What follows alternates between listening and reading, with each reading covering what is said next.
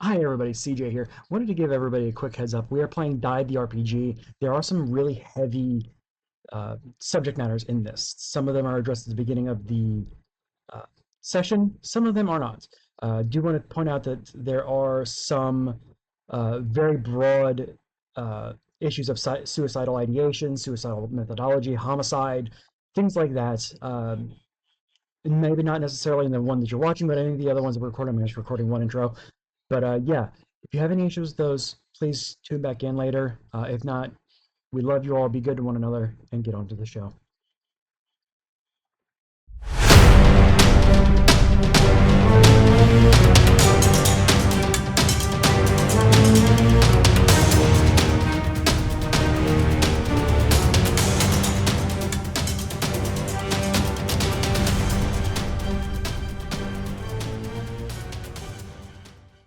Thank you all for coming today to the Extra Life charity stream for the Children's Miracle Network of Hospitals. If you're watching this in the future, head over to geek-io.net/extra life until the end of the year. That will be available. You can donate money to sick kids in hospitals, and everybody wants sick kids in hospitals to have cool things, and that's what this does. Um, Today we are playing some Die the RPG. This is my second time playing the game and first time DMing it. Thankfully, it is pretty rules light system. Joining me, we have my good friend Nexus. Hello. We have Blan,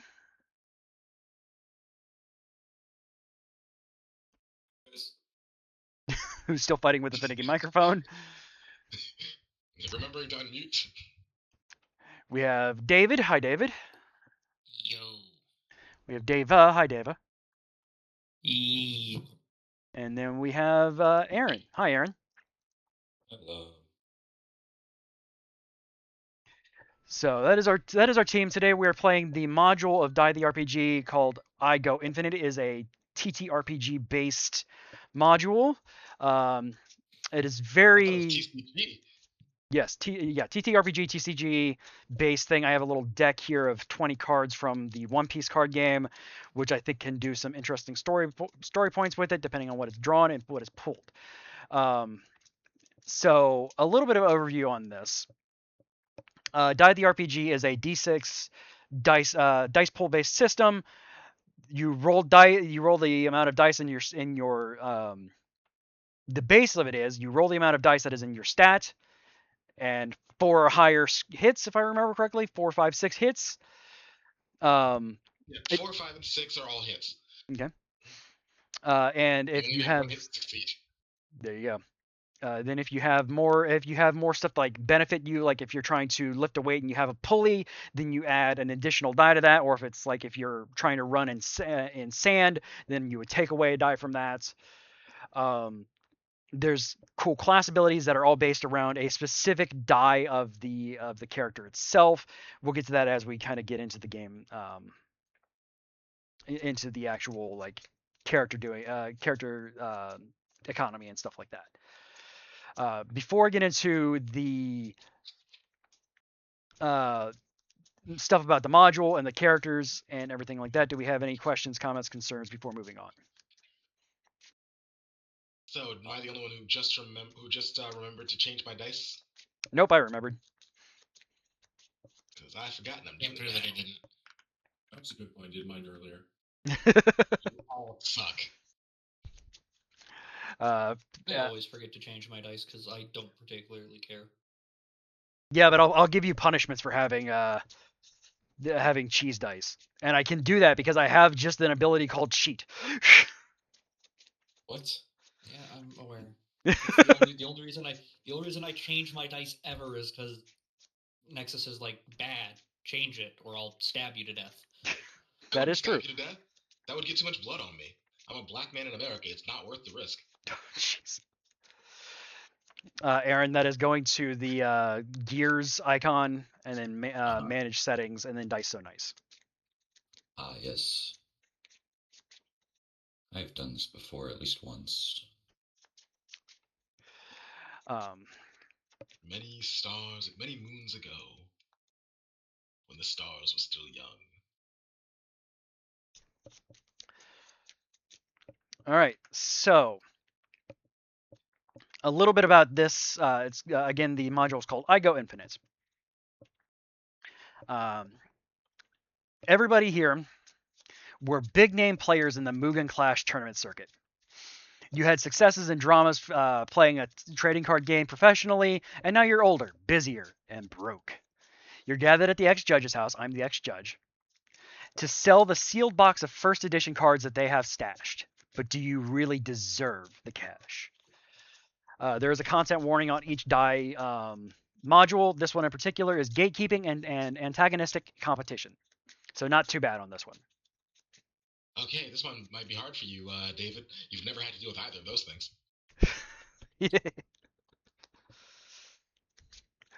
So, what is Mugen Clash? It's a popular card game with a competitive scene, the most competitive scene in the world. It's heavily franchised with TV shows, movies, ghost-written novels of various qualities, and a litany of frivolous crossovers with other video game franchises. It's got a shiny sci-fi look with medieval fantasy trappings. Players of Mugen Clash are called tacticians, powerful strategy wizards enlisted by the game's various factions to battle each other for territory, resources, and petty glory. Tacticians often summon entities to fight for them. They can be made stronger by destroying other entities in ritual sacrifice, fusing two entities together, or grafting on dangerous and experimental technologies. Beyond that, Mugen Clash is pretty much up to us. It's obviously a made-up game. So if you guys want to do something cool with your stuff, we can talk about that. If you want to reference games that you may know, TCGs that you may know, we can do that. Just bring it up beforehand and don't just try to shove your way through it. That's my job. So that's pretty much it. We do have 5 personas for you guys to pick. Each one of you is going to choose one. We have the cheater, a popular player who got caught red-handed cheating. The old guard, they've been around for ages, struggling with the new wave of cards. The tournament organizer worked with me in totalitarian harmony. The jobber, some people are just born to lose. And the hardcore, the game is everything to you. Each of those has a persona type assigned to it and a die assigned to it. Once you guys select those, I will give you access to those sheets so you can take a look at them and see what is available to you at that point. So I want everybody to roll me a typically you roll 2d6. So in TCGs to see who goes first. So everybody roll me 2d6, please.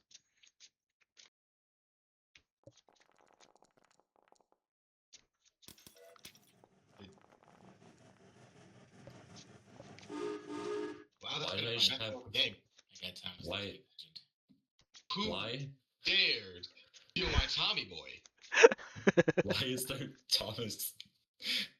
Because somebody rolled an Because top. Engine goes where the fuck you want. Yeah, right? What are you gonna do? Get your legs run over? I like how Nexus's dice is just perfect 2 nat 6s. It's the best roll I'm gonna make all night. So Yeah, right. I know The it doesn't DM happen dice any are other real. So that is all of us there. All right. So Nexus, you get to choose the role that you want first. Real quick. Yes. Bland. Waiting for response. Waiting for response. Waiting for response. Yes. Do you want to do the jobber? Sure. I was gonna let you guys choose what you guys want to do and take whatever's left over. I think you would have been second anyway. That's why I'm asking. In that case, I'll go with the cheater. Of course you would. I was gonna do the jobber, but I think that okay, what the fuck do you mean knew it? I configure ownership. Nexus. Now I feel insulted.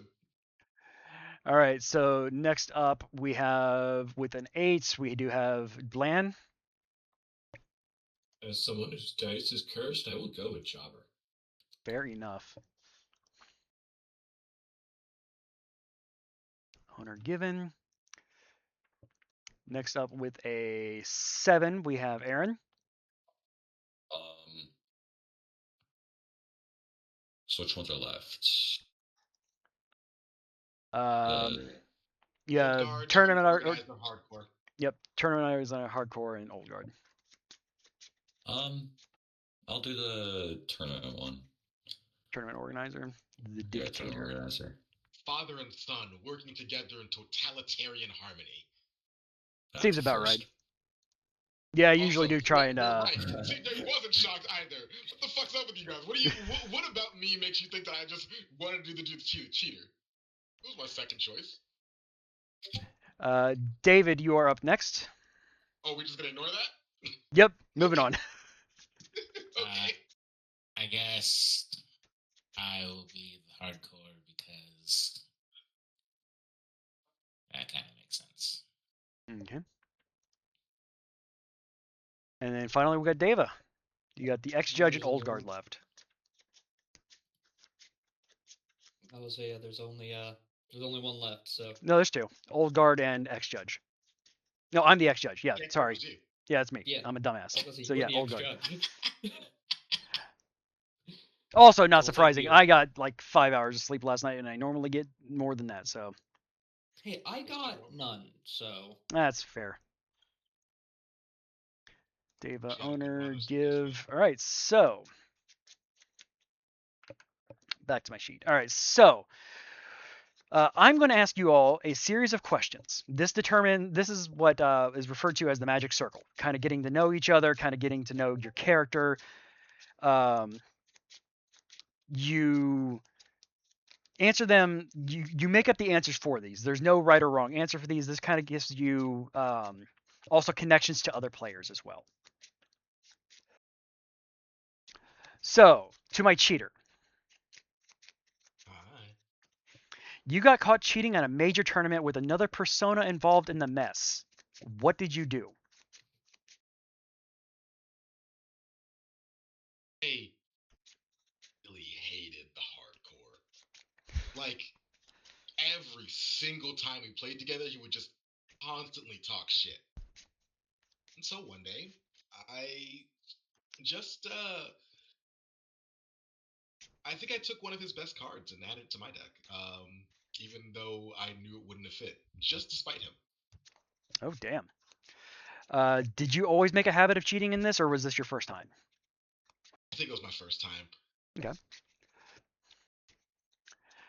Something about a complicated plan gives you a thrill. When's the last time that you did something needlessly complex? I think my current job requires me to do a lot of MacGyvering, and so it's just every day. Okay. And does it pay off? No, Very. never. Not once. Every time I go out of my way to make an overcomplicated plan, it backfires spectacularly, and then I spend the next 6 hours cleaning up so no one notices. Okay. What's a creative hobby you have outside of Mugen Clash? Oh, so I do this little thing where I go to parks and I make sketches of birds. Aw. And is I started after I got kicked out of Mugen Clash. I needed a way to go off speed. somebody gave you the bird, so you're looking at birds. Got it. Exactly.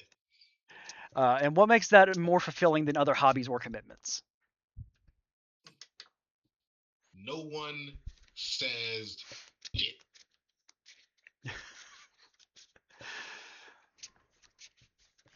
All right.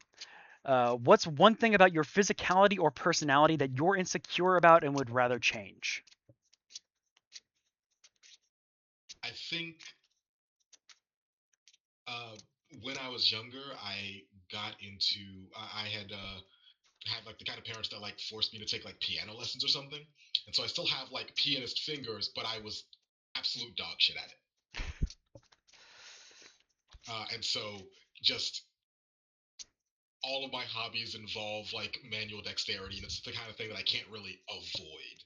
But I always think back, but it always reminds me of just how terrible I am at everything my family ever wanted me to do. All right. And final question. What made me worth befriending over my colleagues, over the other judges? honestly, I think after every game, you used to do this little thing. Like I had met you at like one of the at the friendly local gaming store, and like every Sunday after like the tournament night, you would actually like bring food, and it was nice. Does sound like something that I would do. So, so we do have the so just to recap, we do have the initial incident of you getting caught cheating. I wasn't me that caught you cheating, but the hardcore probably noticed that his one combo key card was gone from his deck, and reported Against him because I'm a dick. exactly reported it to the judge and got you kicked out of the competitive scene. That did not stop you and I from being friends. In fact, I just kind of invited you over to the actual personal house a little bit more since I figured that you wouldn't cheat anymore because I knew you better than that.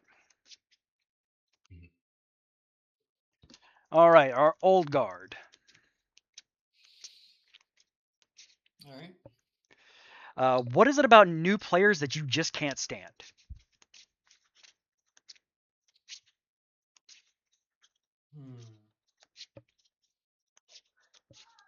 How quickly they abandon decks when something better comes out.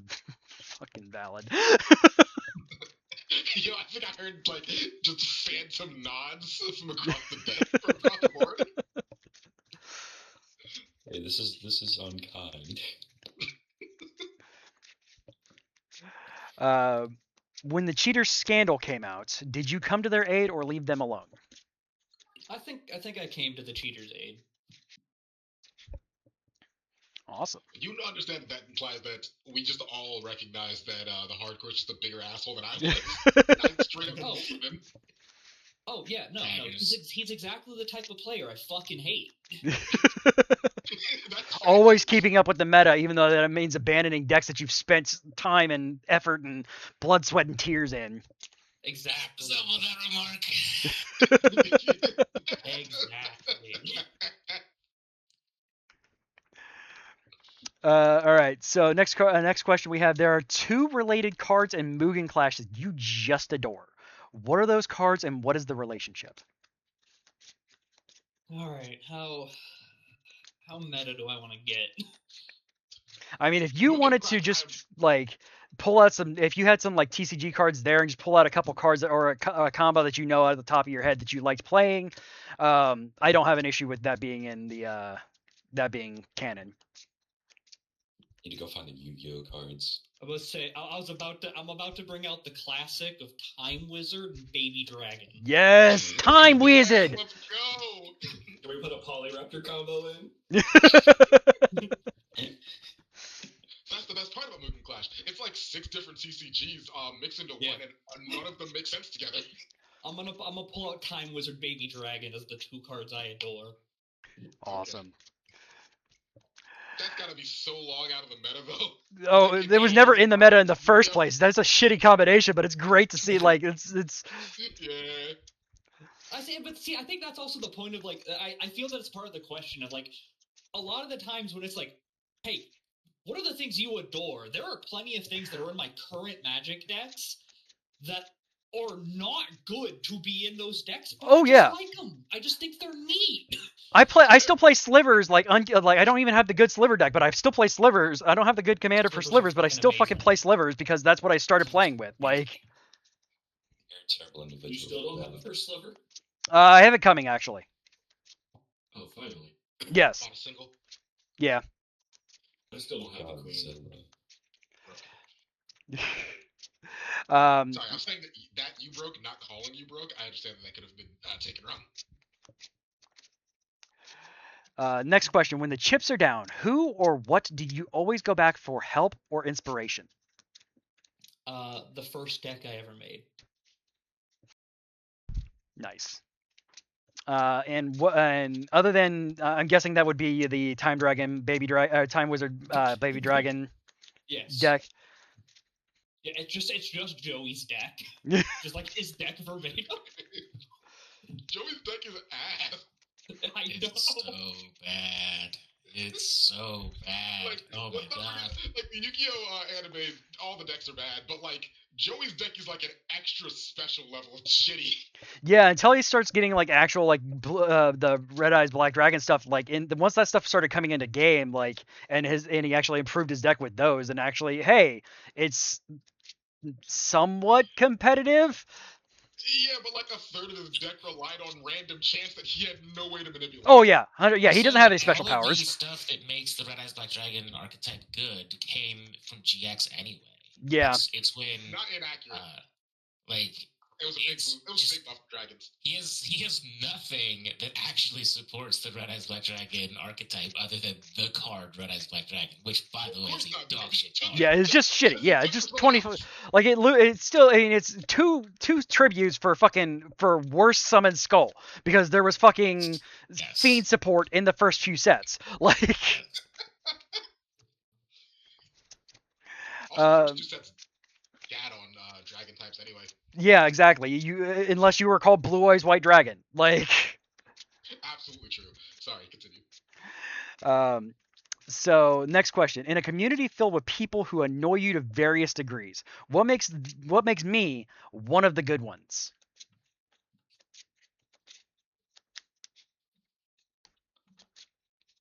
Keeping things kind of like tried, true, simple, like deck construction. Like, I'm not messing with like any one-off text mechanics that showed up like exactly twice and allow you to go infinite. And I ain't pulling the crazy meta decks that are currently like at the top of the list. Just good old-fashioned, the simple way is the best way. Fair enough. Thank you for that. And last question: you once tried to make your scene in a big way. You tried to make your mark on the scene in a big way and failed spectacularly.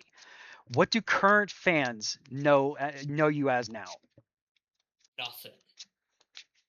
Just that old guy sitting in the corner talking about Yeah. time wizards.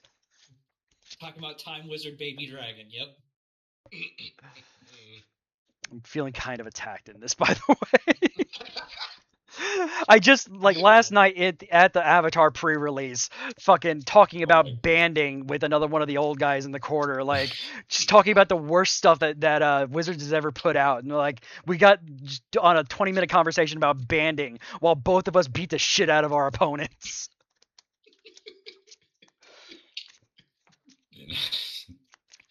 Interesting conversation. All right, the jobber.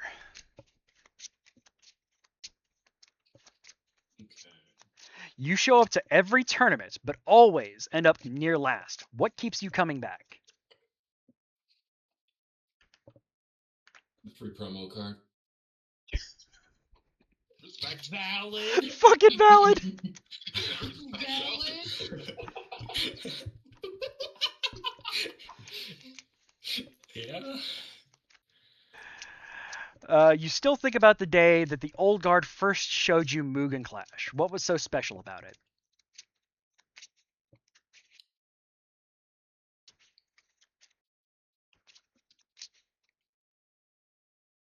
While he kept going on about this wizard and baby dragon, I was drawn to a deck that truly showed how to screw other players. Something, because I'm gonna go to Magic because That's fine. Please. Mill deck. Oh, I Jesus. knew you were gonna say that. I fucking knew you were gonna say that. Why must you thrust this evil upon me? Listen, there's a reason he's always at the bottom because everyone hates his deck. They see that he's playing a mill deck and like, nope, fuck this shit. You are done. I've known this pain from the horror player. Yeah. You deserve it. Yes, he does. He's playing slivers. I would rather fight slivers than Boros. Yeah, so he steals one of my slivers and still buffs my slivers because ha ha ha. Fuck you. That's why. You ever have that moment where like you feel like you've seen something before that's never happened? Yeah. Oh yeah. And because that just happened just now, like that conversation Deja with vu. these people. I just thought deja vu was when something did happen before and you recognize. No, No, is No, something that. that's deja vu, which is something familiar feels strangely new. Deja vu is something unfamiliar feels familiar. All right. Next question. You tell yourself that your losses are just rotten luck. What's the one time you wish the coin flip of your life? What's the one type? Son of a bitch! I can read. I promise. What's the one time you wish the coin flip of your life had gone the other way? So this doesn't even necessarily need to be card related. When you decided to play Mill.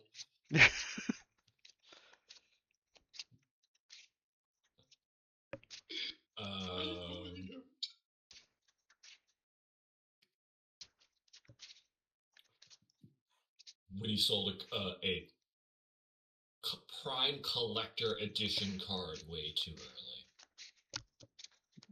Yeah. I'm looking We at all are broke though. I look at that stuff last night and some of the cards last night. I'm like, I had like 7 of these cards that are now selling for $1,200. I'm like, and I traded them all away for like basically high school lunch shit.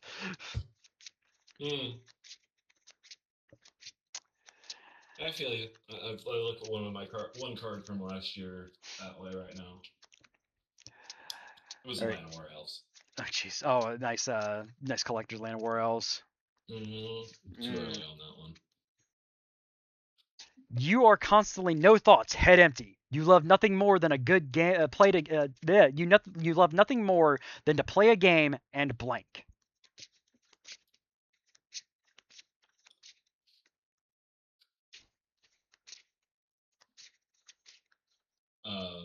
Annoy my opponent.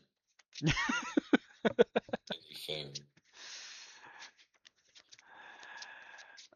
This is self-aggrandizing, and I don't like the way this is worded, but I'm going to read it. When we first met, you and I, what did you find absurdly cool about me, and is it still true? That last part is everything. Yeah, Let's do that last. Sure, you go. It's a little on the nose because of kind of how CJ and I met for what we were doing at the time. Yeah.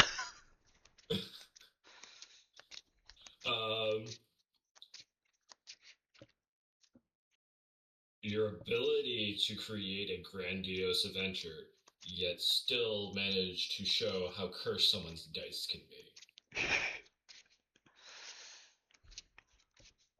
And is it still true? Yes! Except in real life context, you know where it's passed to. Yes. I really like that question though, because you get to make up something like really awesome and absurd, and then go, fuck no. Yeah, right? Nah, that guy sucks. What are some responsibilities that stop you from playing games on evenings and weekends? Mr. Always on Call. There's the answer. Because guess who's on call right now? Yeah, that doesn't surprise me at all.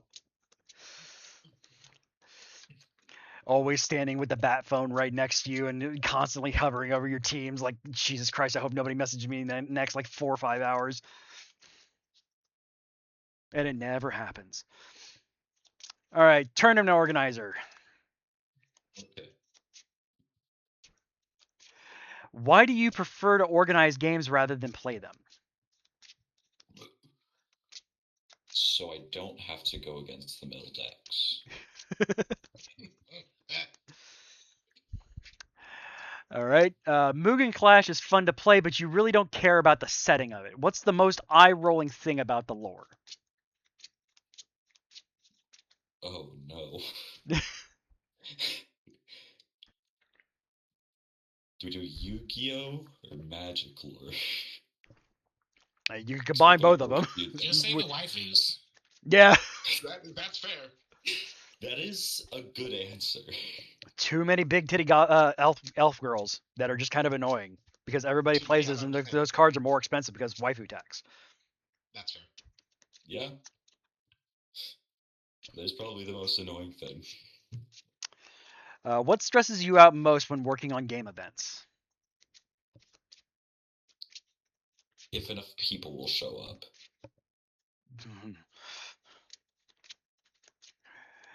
In the event hall, everyone looks to you for direction. How do you like them to How do you like them to feel when they approach you? Safe. Okay. The cheater was caught at a tournament that you ran. What feeling still lingers about that?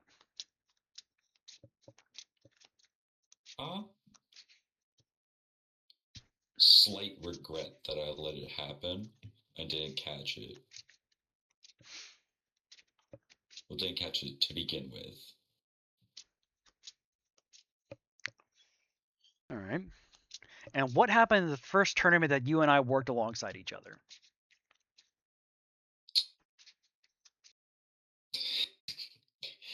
Wizard dragons. Domestic terrorism. Back when Time Wizard Baby Dragon was meta. So I don't think I was deck. I don't think I was alive Yeah, then. I don't think it ever was meta.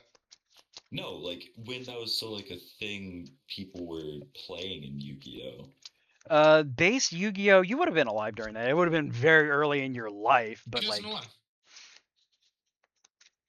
How do you know the year? Because I fucking played it.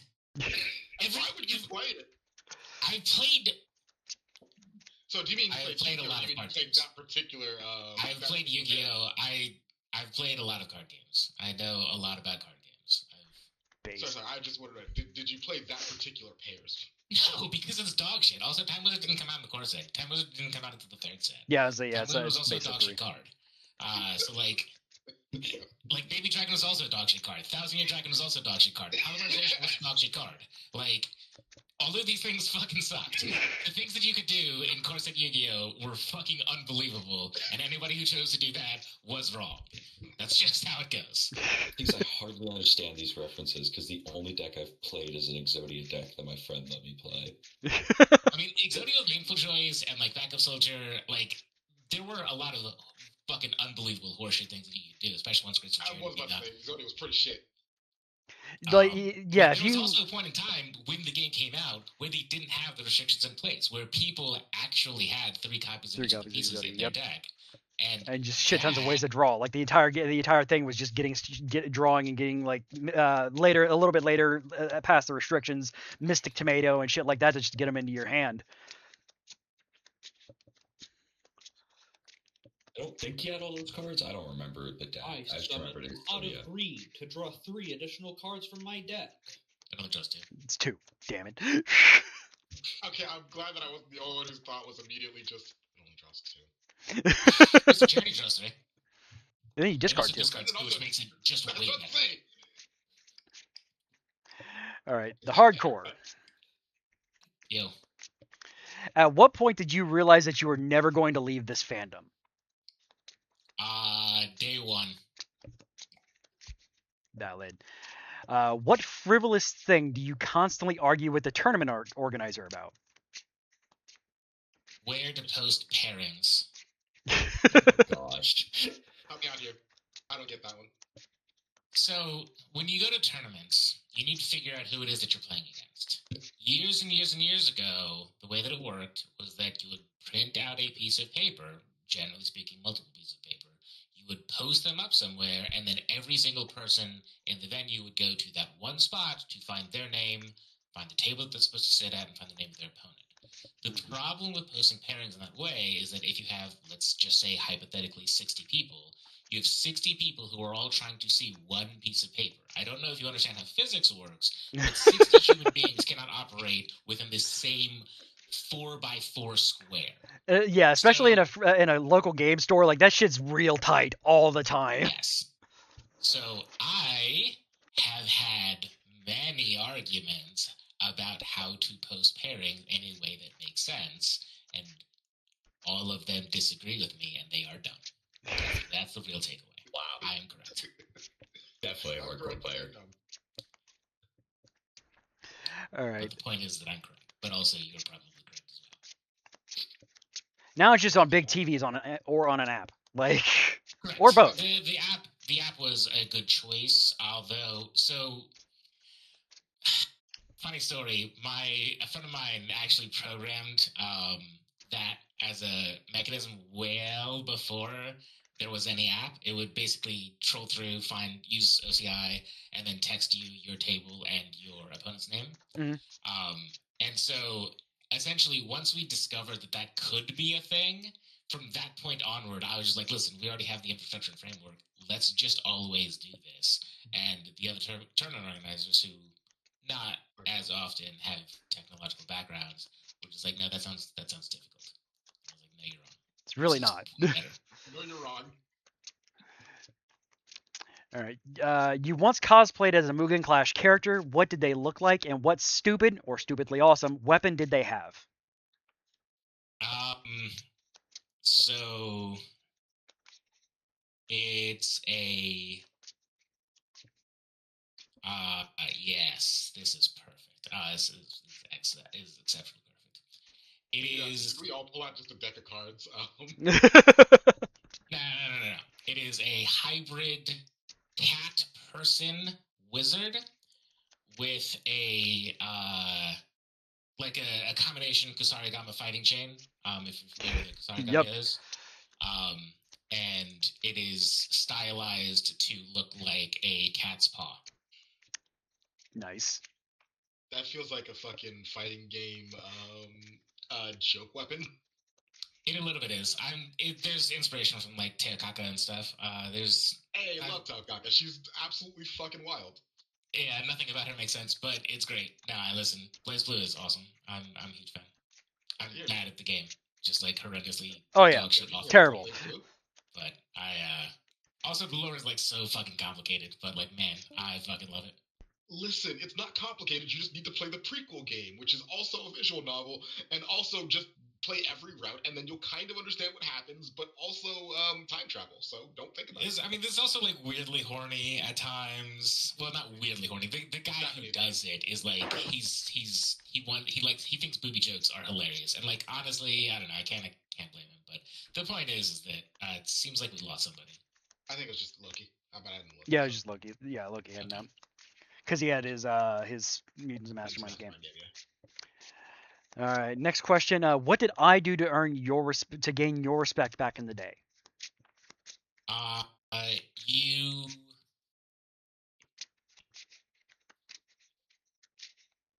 You listened to me about how to make things more efficient. All right. Doesn't sound like something I would do, but okay. Well, you also have a tech background, so you did the whole. Yeah, exactly. Yeah. What about Mugen Clash brings out the best in you? The competition. You sure were. And here's the next one. What about winning matches of Mugen Clash brings out the worst in you?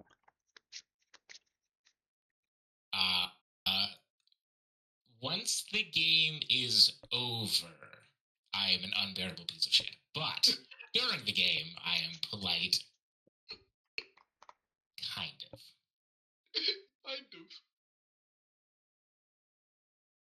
It's honest. I mean, listen, it's about scope. It's about spectrum. And I don't directly insult them until after the game when I've defeated them, and I tell them to sign a slip.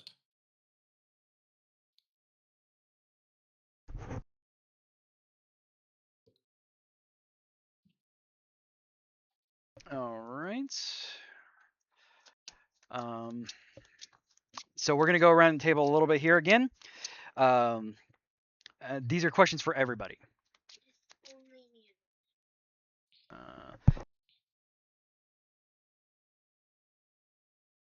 Hold on one second. Kids, things.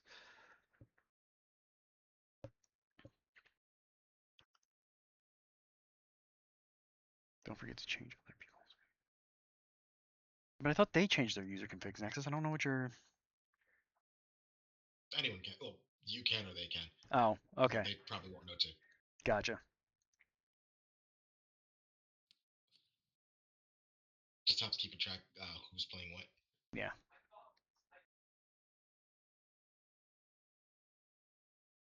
There we go. As a GM, I did not know that's something that I could do, honestly. All right, so we're gonna go around the table first. This is questions for everybody, and I'll be happy to answer the ask the question more than once. So we're gonna start with the cheater first. What is one thing about the setting or aesthetics of Mugen Clash that draw your persona in? Draw you in. So I really like the fact that there's a bunch of completely stupid anachronistic bullshit that all exists at the same time in different parts of the world, and that the entire game is basically just League of Legends, but even stupider. Fair enough. So Old. like my deck Oh. is probably like some weird fucking wuxia shit, whilst dude over there is playing Baby Dragon and Time Wizard. Baby Dragon. And someone else is absolutely doing a fucking mech deck or some bullshit. And it all just exists at the same time. We're just expected to believe that makes sense.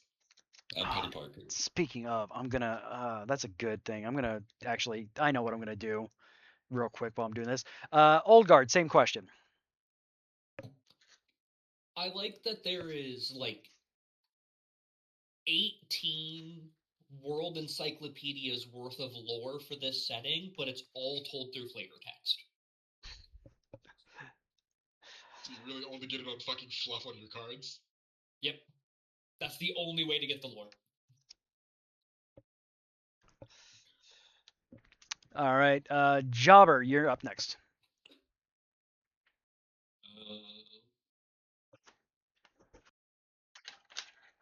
The ability to freely try new ideas within different sets, finding overpowered metas that drive other players to rage and generally drive me out of tournaments.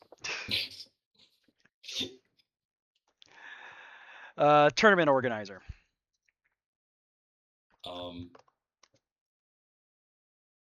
My other question is, are we doing the Universes Beyond for... Everything, and including what I'm actually doing with the fucking cards right now, so it'll be hilarious. Nexus actually gave me an idea. Oh no. Did you just shuffle a bunch of your decks together from I am absolutely not at all shuffling a bunch of different Bandai card game cards together. Can you put a few Godzilla cards in there? Just for funny. Shuffle the Ultraman cards in there. Might as well. The only time you'll ever open that pack.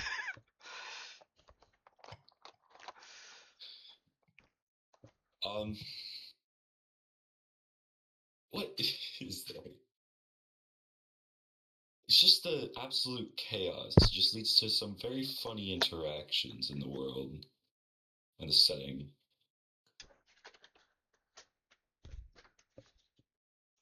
God, the Ultraman. Where did I put my Ultraman cards? I think they're over there, but they're not sleeved, so they'd be like stand out. Yeah, never mind. That does sound bad. Throw Miku in there. Throw Godzilla in there. Miku? Yes, Satsune Miku. Actually, do you have White Schwartz cards? I don't. Not anymore. I do have. Yes, it is lunchtime, buddy. I do have Union Arena cards though, so you know. All right, Gojo. There was also Sonic recently. Yeah. We do have Sonic cards. Oh, you mean just in general? That makes way more sense. No, Magic the Gathering. I refuse to think about that. It's supposed to be Monster Hunter, so... Well, I don't refuse to think about that. That sounds awesome. I mean, it'll probably be a shit thing set, but whatever. What? Which one? Monster Hunter. Secret Lair, Monster Hunter. Apparently. Yeah. There we go. But yeah, David. You said that you played a lot of random TCGs before. Did you ever play White Shores? Was it any good? I liked White Shores is a Schwartz. pretty bad game. I liked it. It's dumb, but I liked it. The instant opposite response. Oh no, It's a from nightmare. mechanical concept, the problem is that it's very, very, very high variance. You can make plans to do stuff. The problem is that also it's just like how it sells itself. Like the art and the kind of mechanism style is intended to draw in a specific type of player, but also that specific type of player is like not Good. great to interact with for extended periods of time. So, you know, like Yeah, it's the same kind of problem as like Cardfight Vanguard. Like it's 12-year-old? Is that the group Cardfight Vanguard? It's 12-year-olds or alternatively people who are far too fascinated with 12-year-olds. Yeah, I get that less with Card Fight than I do definitely with Y Schwartz. There's some with Vanguard. There is, yeah. I mean, I'm saying that the problem is the Cardfight Vanguard is like designed to appeal to a specific audience, which is fine or whatever. The thing is, though, that audience is also unbearable to be around because Yes. they're generally children. I agree with you completely.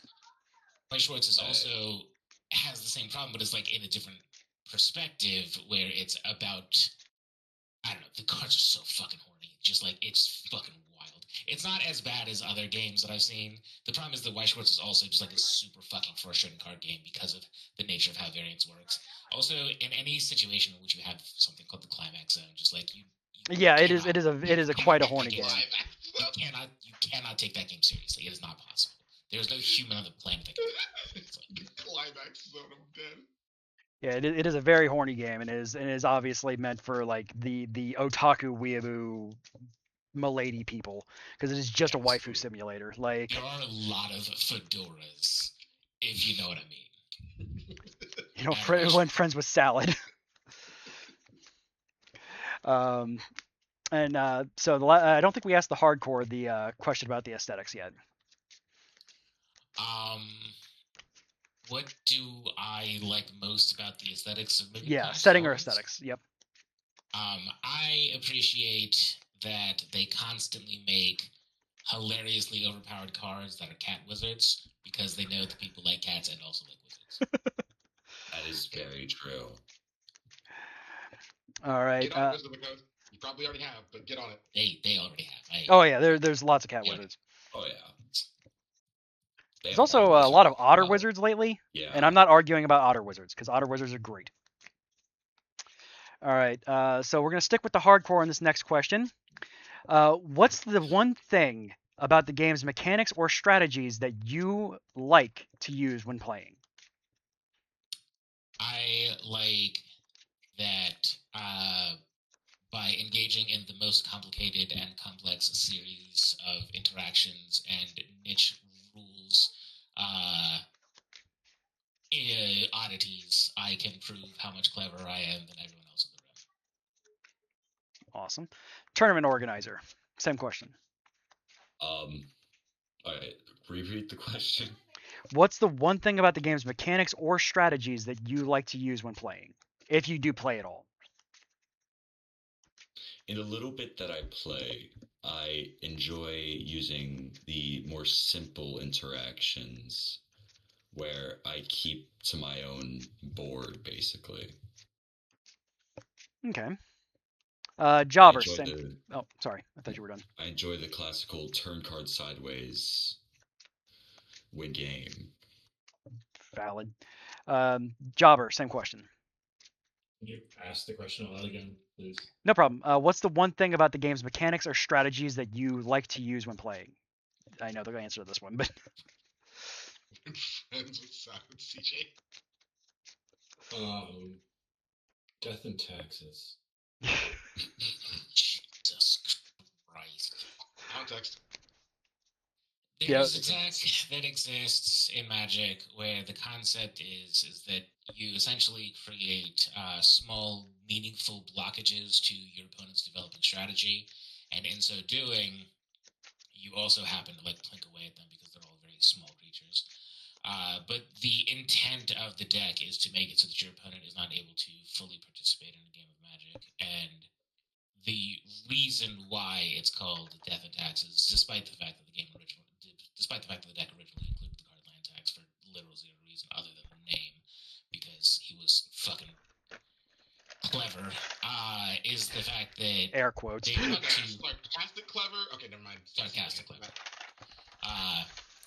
But the point is that it's just a lot of tools to make it so that it's what's referred to as hate-bears.deck nowadays, where it's just a lot of things that kind of prevent your opponent from being able to deploy or propagate whatever their original game plan is, while beating them to death with very small monsters that just generally only have negative impacts. Sometimes they're symmetrical, but other times they are one-sided, and it's just like a remarkably unfun playstyle where you sit there. Like, if you're gonna complain about somebody who mills you to death and counters all your spells or kills all your creatures or whatever, this is the same functional effect where you don't get to play the game because your resources are unavailable to you. So the guy who said that he plays mill decks, deciding to be the worst, is pretty accurate then. I suppose it does make sense, actually. No, that's fair. Tracks. Pull the legs off a fly, Someone has to do it in the same for us. Do we? Is that a fact? I don't know if that's a necessity. Yeah. Doesn't mean I'll play something like that. I mean, you did just say that you would. I mean, I like it. Would you rather me play an Atali deck? No. I'm good. So, again, context, but move on. I steal your shit. It's just steal your opponent's library. I do that, but milling. Old Guard, same question. What is the question? What's the one thing about the Voice game's out. mechanics or strategies that you like to use when playing? Big monster. Respect. For real. Yeah. Big monster. Turn card sideways, win game. And Cheater, same question. So normally I like group hugs or small incremental buffs that just don't stop.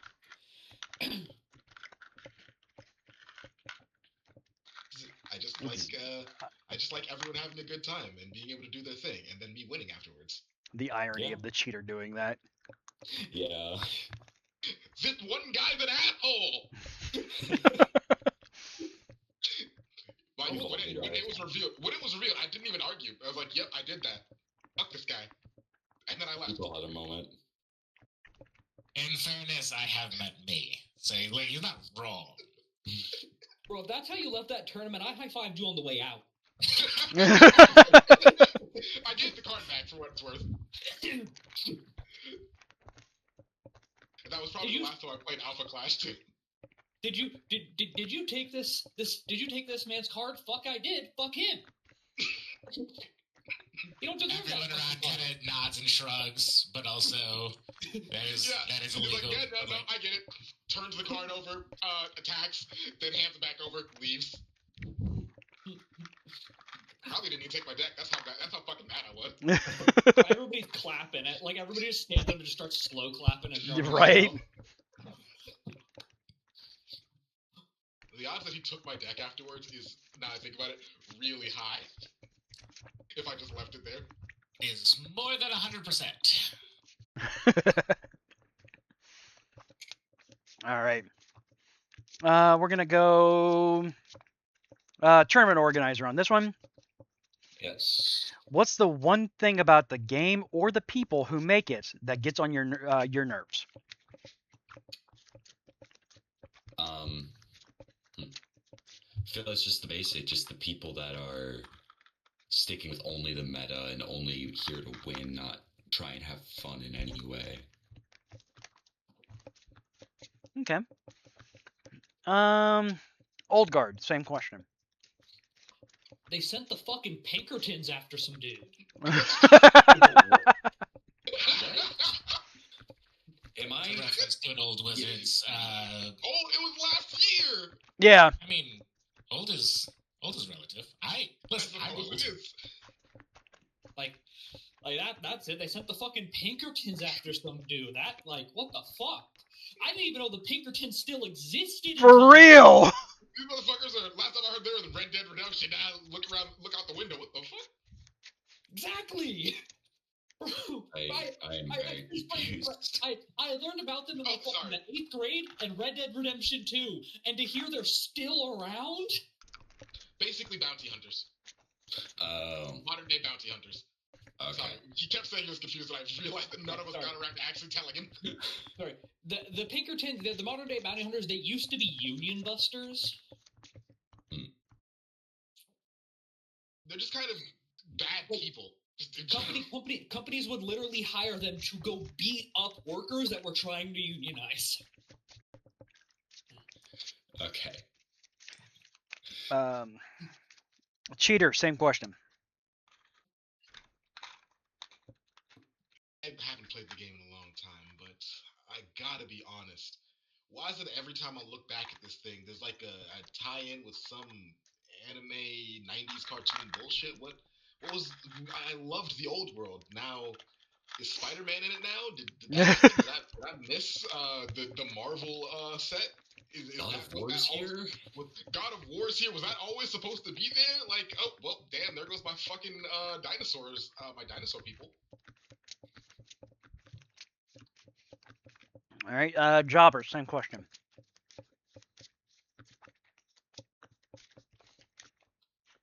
The ever fluctuating aftermarket and people's refusal to buy singles. Oh my gosh, that one dude. But you specifically have singles to sell. And hardcore. How often they give overpowered cards to the filthy fucking casuals?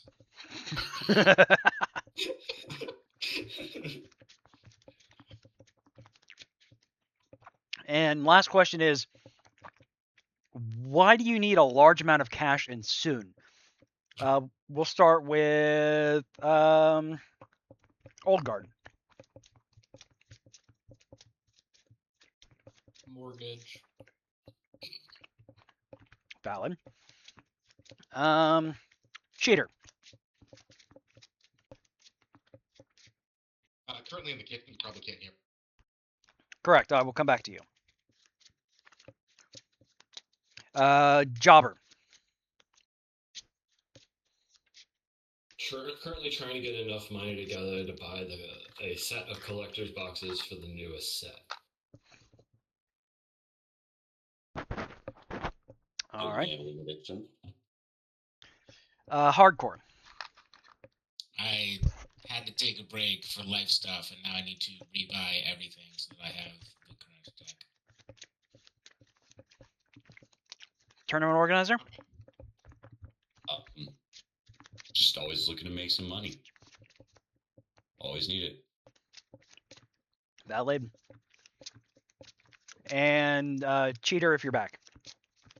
I am back. I don't think I muted myself.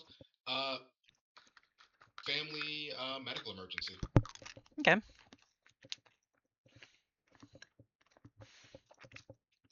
So that's the end of the questions. Good job, everybody. So if you're all looking at if you have the either cheat sheet or book in front of you, each of the classes has a paragon associated with it. The Cheater is what's called the Neo. The Old Guard is the Godbinder. The Jobber is the Fool. The Tournament Organizer is the Dictator. And the Hardcore is the Emotion Knight. Each of those has a die associated with them. And each of those has a power system associated directly with that kind of class. Question. I don't think it's on the thing that you sent me. Okay. Give me a second. Oops. I also should probably eat something. I haven't eaten. That's what I'm doing right now. That's the reason why I keep slarping into the microphone. Actually, where I just went to go downstairs for.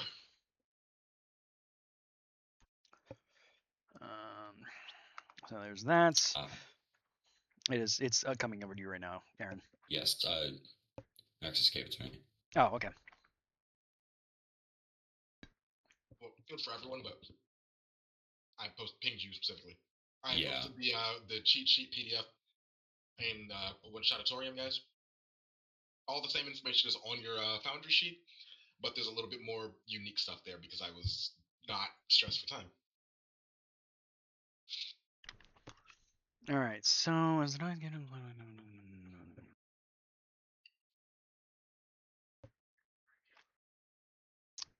Okay. So I'm going to ask each of you when I give you your die or give you your card or ask you for a card while I'm giving visibly angry at you guys, but I'm like, give me one of your personal favorite cards, and then I'll ask you why you want the money.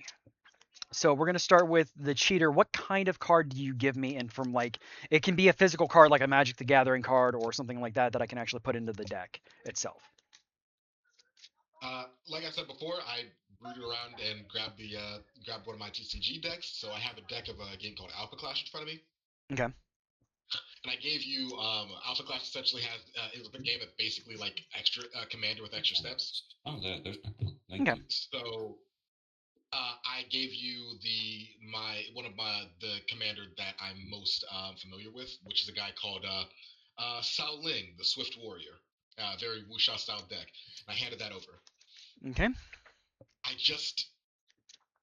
It doesn't need to be this way. My mom's in the hospital and she doesn't have insurance. Please. Please. I go up to the old guard next.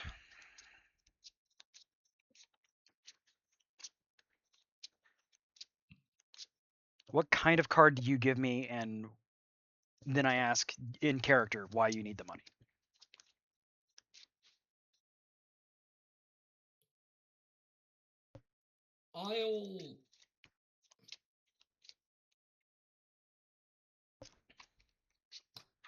I'll give and to pull similarly from a real deck that I have, a Tarka World Render. Okay. I'm already about 4 months behind. Bank's threatening to seize the house, and I need to keep a roof over my head. I will nod and take a look down and put it in the kind of just hold the card in my hand. And we'll go up to the jobber next. Hold out my hand. What card do you give me? I'm going to pull from one of my real world decks. That's fine.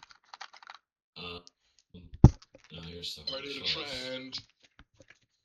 Which deck do I pull from? There's definitely a trend.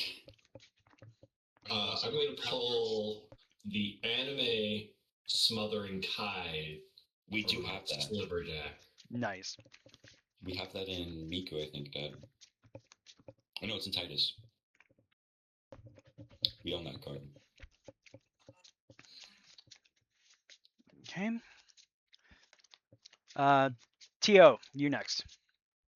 Go ahead and put Sign of the Ur Dragon. Not the real Ur Dragon.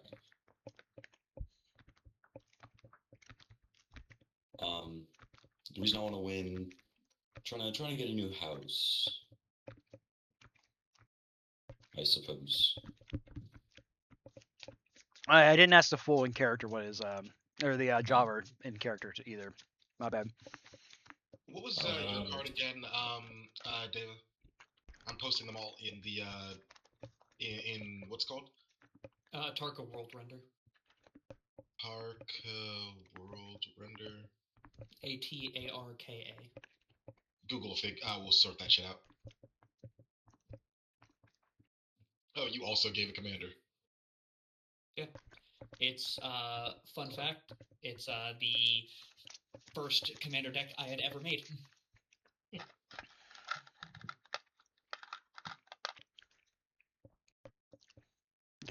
And finally, the hardcore. I'll give you a. It'll be a foil stamped Snapcaster Mage, signed by T.I. Twitchan. It'll be from his Nationals pod that he won a couple years ago. I guess almost a decade ago at this point. Does that make you feel old? I mean, no.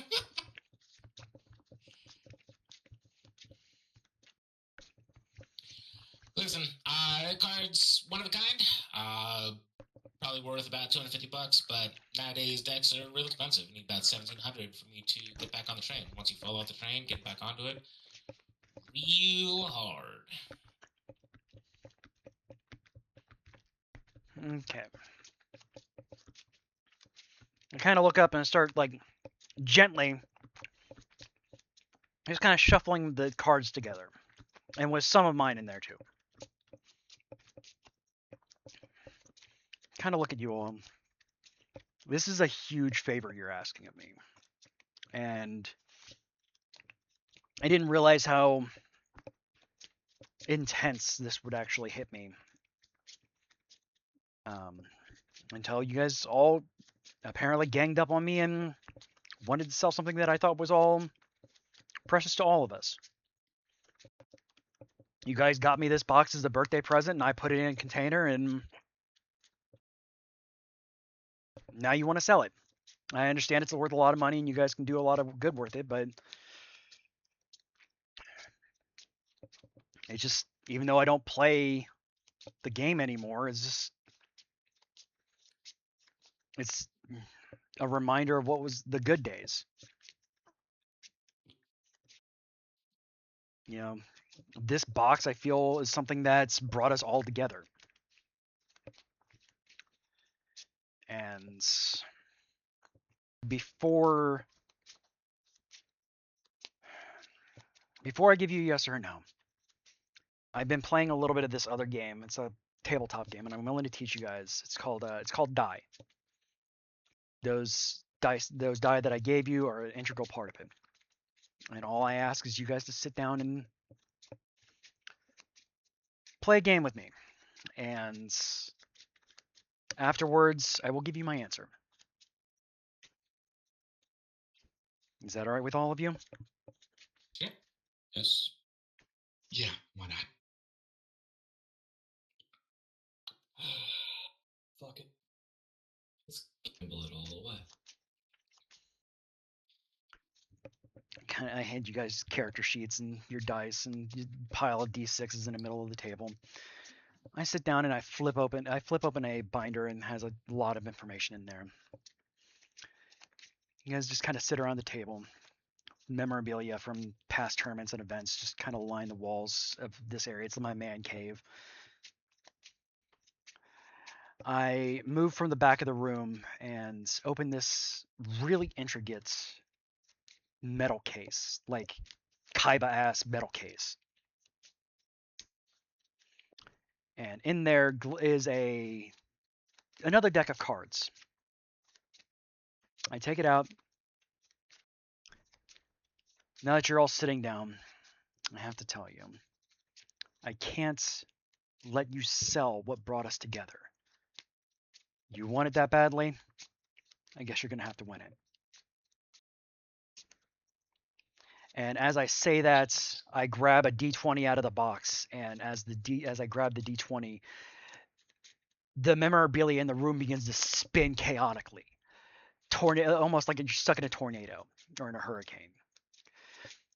Lightning inside the house begins to crash, hitting each and every one of you. You could have just said no. You got the Shadow Realm treatment. Damn, dude. I didn't think you were going to send us to the Shadow Realm. I kind of chuckle and give a little...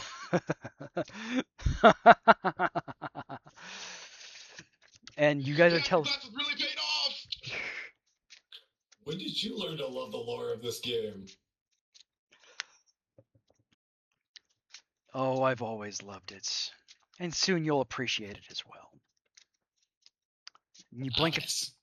you blink a few times, and you're standing in a world not very different than what's on a plains that is one of the familiar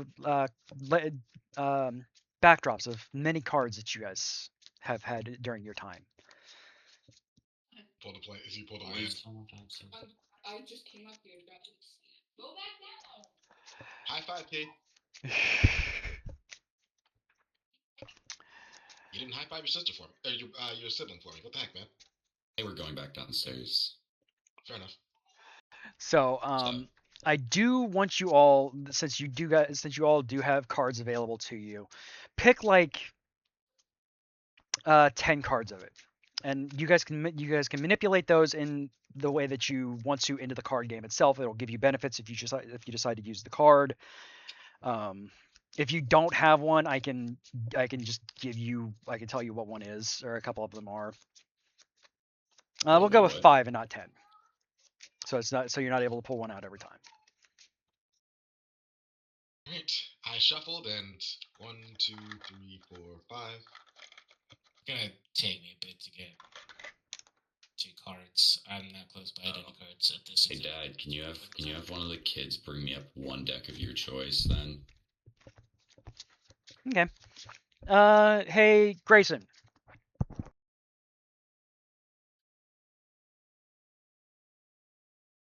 Doesn't even have to be Magic. Me, one of the Union decks that we have downstairs. I want to get him a you. Nami deck. Right? Yeah, that's a good idea. Oh no! Or have him bring me like Whitebeard or something. Bring that up to Bubba. No. Wait, did you whisper? No, I needed Grayson for that one. No, I said, did you whisper which deck? No. You said bring this one. Oh, my Alright. package has arrived. It is indeed the Nami deck. Thank you, Grayson. I love you. So for the 5 cards, I'm gonna pull from this pile of cards that I have right here. That is my rares and stuff. Well, some rares, some others. I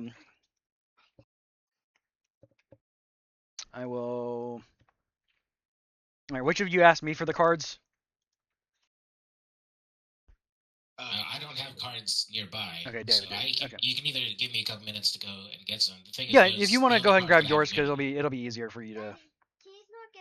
well, the only cards I have remaining are quite expensive. They're all like sentimental pieces. Oh, that I've kept. okay, So that's fine. No, I don't yeah, really yeah. want to shuffle them. No, you are absolutely fine. I didn't think we were required to shuffle them. No, you're not. Extra. From a I'm large shuffling mine. If you put cards next to me, I will shuffle them. I guarantee you. That's fair. It is not even a choice in the matter. Okay. Do you want an image of what I pulled, Father? No, I want you to keep them secret. Okay. Okay. 1, 2, 3, 4, and Remember, who got the fool? Can I have one? This is like the worst deck Scott. you could have given me. It's all just spells or events. That's I what did they're that on called. purpose. And Because Okay. you said you play your own board state. Yeah. So I put the 5 cards in the one-shot auditorium, David. Ah, perfect. Thank you. It's just the names of them. It's simple cards that are not like anything major, but a small little red-green deck. Okay. I'm shuffling up my rule deck really quickly to pull from that. Okay. Oh. And Deva, You do two you have have cards, or seen do you that want me to deck. give you? I have my 10 cards. Okay, cool. Is it 10 or 5? Because I'll do 10. 5, I'll please. do 10. 5. Okay, my bad. Because I don't want you using a card on each scenario. This is fair. Oh boy. I'll How are we doing casting speed? Don't worry about it. Exactly. Fair enough. Figure that out later. I didn't get any of the foil cards in this hand. I'm just surprised I didn't get dupes. You didn't? I didn't, surprisingly. I didn't get dupes, but that's also by design. Considering there's Alright. there's maybe like 10 cards, just 4 of each in this deck. I don't remember I don't know how big these decks are. 50 cards. What the hell is this deck? 50? The hell is this deck, he says? Migration Path, Mana Cannons, Maelstrom Angel, Fire Diamond, Spire Guard. What is your role again? Like, what's your Paragon? I'm an Emotion Knight. It's actually not bad for the Emotion Knight, but... Question, Dad. Mm-hmm. What does it mean, select an emotion? You're the dictator. Yes. I'll let Nexus handle this one. Okay, thank you. Okay, you're in Foundry? Yes, now I am. I want you to open your character sheet. Okay. There should be a special little thing that says dictating emotions in it. Yes. Pick one color. That color is the spectrum of emotion that you in particular can force on people. Oh. You may want to confer with your Emotion Knight. The Emotion Knight likewise chooses one emotion from the spectrum wheel that they must embody to use their fucking powers. Loathing. Oh. The reason I bring this up is because as the dictator, you can force emotions on basically whoever you want to if you roll well enough. Okay. This is kind of important though, because that means you can also do it on the Emotion Knight, which essentially forces them up a power tier. Unless you have something on literally any other emotion. If you do it to the Emotion Knight and force them on any other emotion that isn't their emotion, you shut off their powers. That's kind of funny. I mean, you're not supposed to, but also fuck them. Wait, but that's me. The ADHD side of me just says go with the one that has distraction on it. I mean, go for it. Which is amazement, so I will go with... I don't know what shade of blue it is. It doesn't matter. Just say amazement, and that's what matters. Amazement. That means that you get amazement, surprise, and distraction. Whenever you want to, you can essentially manipulate other people's emotions to make them feel those things. To get a little bit more information on it, just kind of scroll down and read. You also pick out something called your tell, which is a special visual effect that happens. I think it's visual. That happens when that is fundamentally obvious and can be seen by other people. That happens whenever you try to manipulate people's emotions this way. Okay. By the way, you can accidentally fuck up and force people to only ever be able to feel that thing. So you don't necessarily want to do it too much. Or you do and fuck other people. Maybe you just want to go. Maybe you want to be the fae that acts that they can borrow someone's attention and then make it so that they're constantly distracted. You can inflict ADHD on people now that I think about it, and I don't like that implication. They can feel what I feel. Okay. Would you also like a primer on your vibe, and anyone else? I'll take one for the Fool if you'd want to. Oh, the Fool is a fun one. Here's the deal. Life's a joke, and you are the jester, and you have to play up your role. If you try to be serious or earnest, the universe conspires to fuck you. But as long as you play in your role, as long as you are the swashbuckling savior, the butt of every joke, and you can choose whatever your particular flavor of foolery is at this point, or however you want to decide it works for you, then you get little bonuses for acting the part.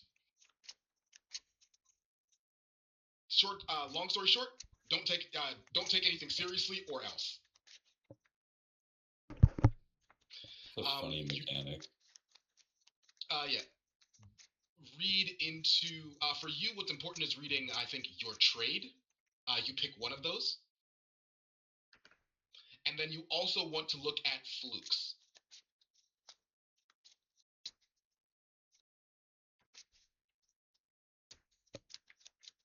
Anyone else?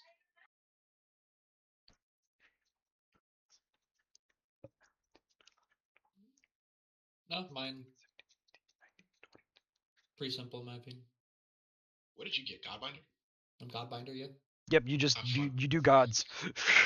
Which gods do you have? Or want? The ones that are on the sheet are just the God of Light, God of Wildfire God, the Underworld God, and the Eldritch God, and I'm probably taking the Underworld God. Oh no, you get all of them.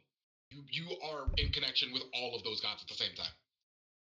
You could just swap one out for one of the other gods that aren't currently on your sheet if you wanted to.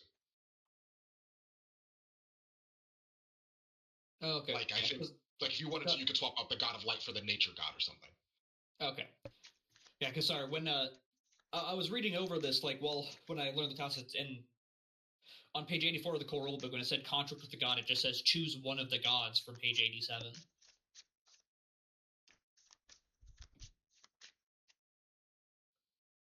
Yeah, the idea is that as you level up in the long form version, you start out with a small number of gods, and then you can build up more or invest in ones that you already have over time.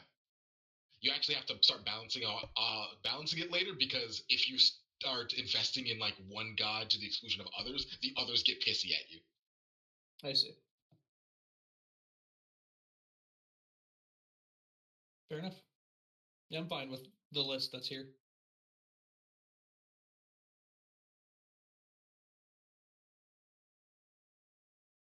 No, nobody has images. No, I'm not worrying about it. We good. Okay. Oh, critical fails influence permanent. Okay. Yeah. So a little bit That's why about you inflict ADHD on people. a little bit above table. What's going to happen here is I have a deck of X amount of cards here. I actually increased the amount of cards because you guys each gave me a set of cards, and I kind of did what I thought was the closest thing to it. I'm going to deal out 3 of them, and you guys have to choose 2 of them. That will determine what kind of encounter you guys have, or if it is an encounter at all, or if something that just progresses the journey. This is much more of a improv-based scenario as opposed to one that just has a plot to it. Some of the guys in here are friendly characters. Some of them are resources. Some of them are hostile. Some of them are events. And just kind of it can go a lot of ways. The 1 card that is not used will be shuffled back into the deck. The 2 that are used will not be shuffled back into the deck. Okay, sounds fun.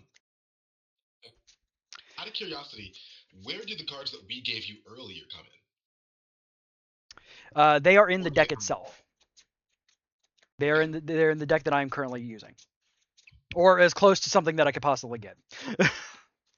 That's part of why I sent you the pictures for all the cards, so you could put like a fucking piece of tape and then just write one of our names on each of the blanks. Yeah.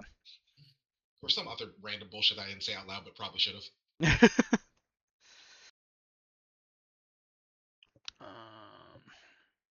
Look at me now, Dad. I'm finally doing that thing, problem solving. If only I was doing it with something that was real and mattered.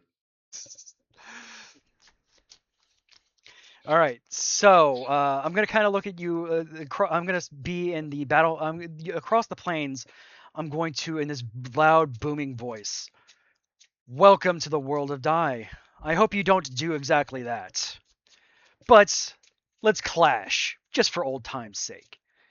And 3 cards are going to appear in front of me.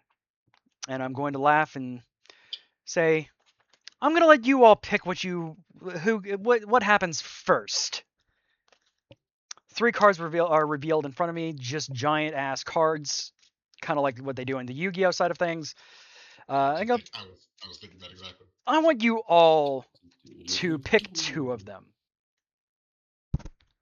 And hope you don't activate my trap card. Watch out, it's coming. That was corny! A giant thing of corn appears above the cheater's head. Is that how this works? Otto! It all just falls on me. So there's 3 cards. 1 is glowing purple, 1 is glowing red, and 1 is glowing white. I can see one of those colors. Mm-hmm. Uh, so y'all have a preference because I ran a white deck, so that's all I got. Well, in that case, anything that isn't white, that's my choice. What's the colors again? Purple, red, and Purple, white. I'll take the purple forgot you one were because here. it looks blue, and I like blue. Are you colorblind or? He is. Very. Huh. I didn't know that. Yeah, quite colorblind. This time of year sucks for me because it looks like brown, and white. Yeah, purple sounds fine to me. Let's do it. So purple and what other color? And you said anything else but white, so purple and red? Yeah, so purple and red. Yeah. No, Yep. oh, wait, no. I I think vote this white. is He a- voted white. There's one more vote here. I can vote white. I'll vote white. Red. Why? Gotcha. So that's we still had 3 votes for white. Yeah.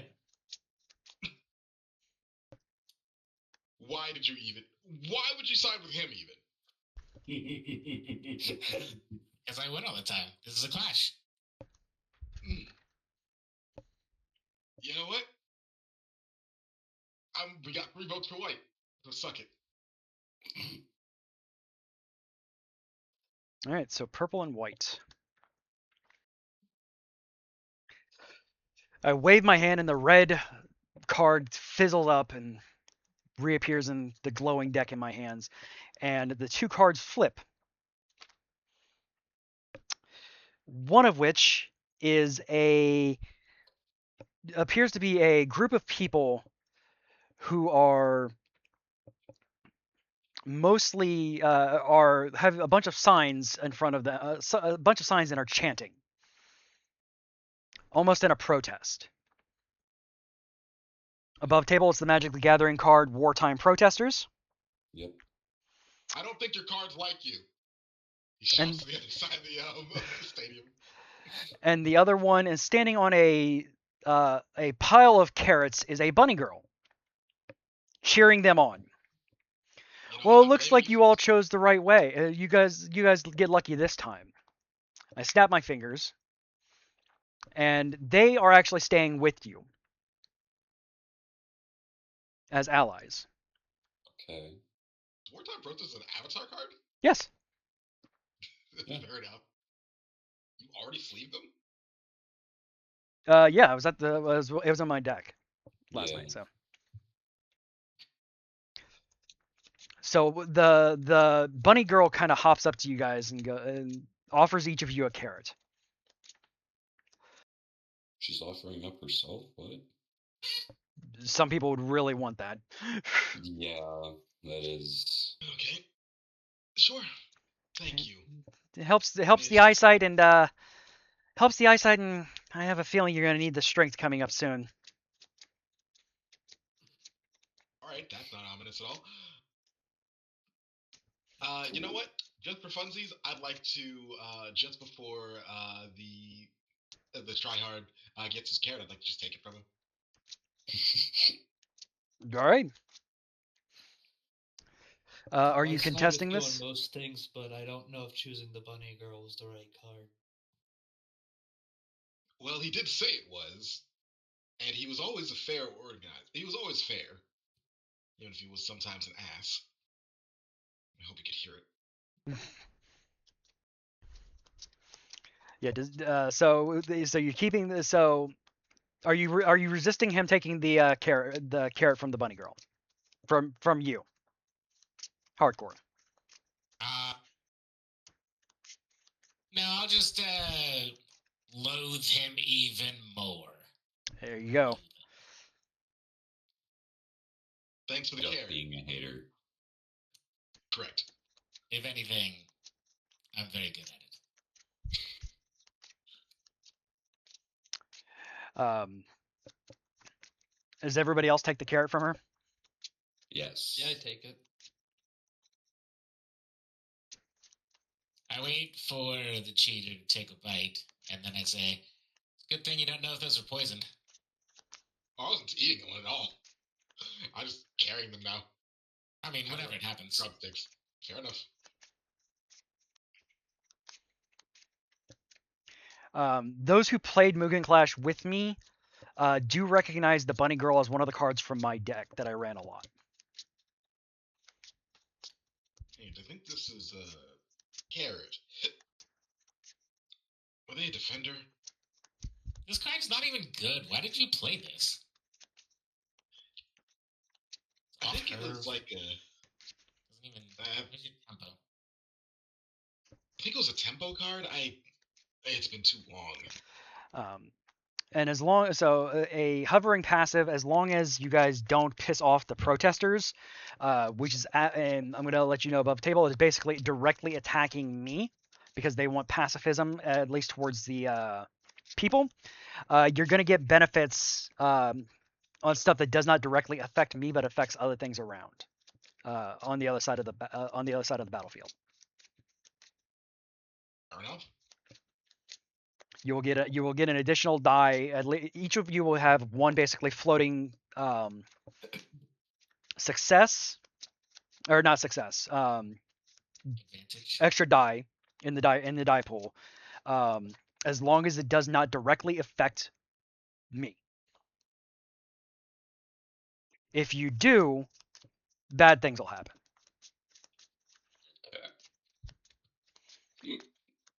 And I'm taking note of everybody except for the hardcore has a carrot. And that will come into play maybe later.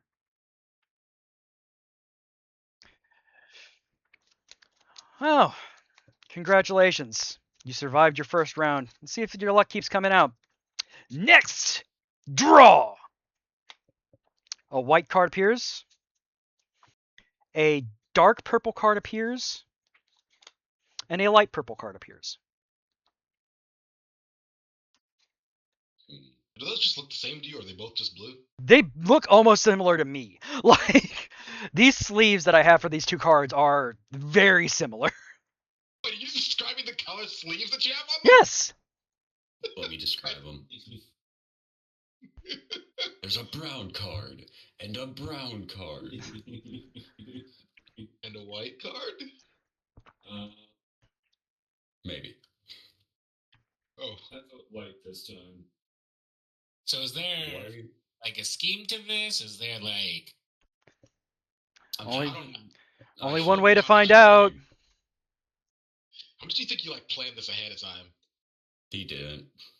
He grabbed a bunch of random cards. I can almost guarantee it. Okay, so it's been a minute since I've been here, but you're probably right. Let's just choose the 2 purple. So one for white, one for 2 purple. Feels like we should probably talk about the fact that this is clearly not where we were sitting roughly 5 minutes ago. That feels slightly more important than just picking a bunch of cards and playing Go Fish. What do you think we're gonna do? Just talk about it amongst ourselves and accomplish nothing? And presumably, we've got to do something eventually. I'm choosing not to register that fact currently. And I'm going to assume I'm going to wake up any second. How often have you had dreams where you've had logical conversations and were able to read? Because those things don't often happen. More than I can count. When did you stop having an imagination? Also, we just challenged one of our best friends to sell something that is very precious to us. You know the lore of this game, and apparently he loves the lore of this game. Why would he not invoke this type of curse upon us? Okay, so for what it's worth, I thought that when Mugen Clash's, origin started with a bunch of isekai bullshit, that was a joke. But apparently... Cartoons are a real-life thing, dude. Well, did you hear the walls breaking? Alright, let's just choose the 2 purple cards. I just want to move forward. Hey, why not? That's fair. Purples. Right. Step away for a little bit. Okay, fine. We're going with the 2 purples then? Yes. So the light purple card is flipped over and a man stands there, dark hair in a teal and white jumpsuit. Standing behind him is a giant mech. And strangely enough, in the other card, the dark purple card, two people stand there. One of which in a deep dark purple uh, trench coat robe kind of thing with one red eye and one black eye, and a girl with green hair. Standing behind them is a giant black mech. What? What did you pull these from? When were there mechs in this game? It's a sci-fi game Oh. with medieval fantasy stuff built in. Like the 14th expansion, you know, the one with the frog. Not that one. Oh, Not my the dumbass, frog. my autistic ass is like, no, who said so in the beginning of the thing?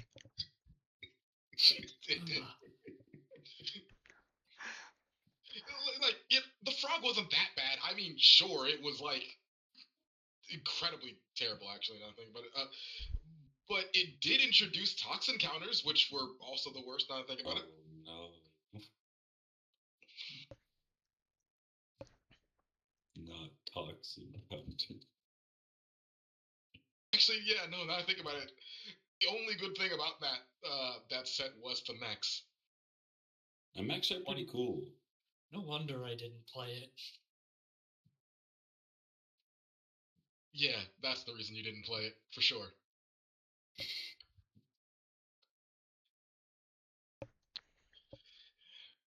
Well then, Chopper, what do you got?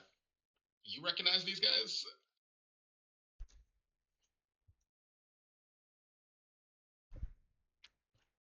Concrete slide sound effect. Womp womp womp.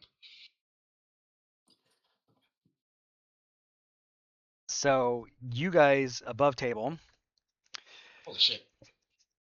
I thought I was gonna roll a d6. you pulled Ailstrike Gundam and his pilot Kira. He is a heroic entity and is going to help you in this encounter, which is good because I pulled Gawain Mark II from the other set, Forgot we had those. which is a pretty gnarly bad guy mech. Man, imagine on our side we have a bunch of normal peasant protesters, a bunny girl, and a mech. And a dude who can make him have ADHD. If he fails Slide hard slightly enough. farther away from you.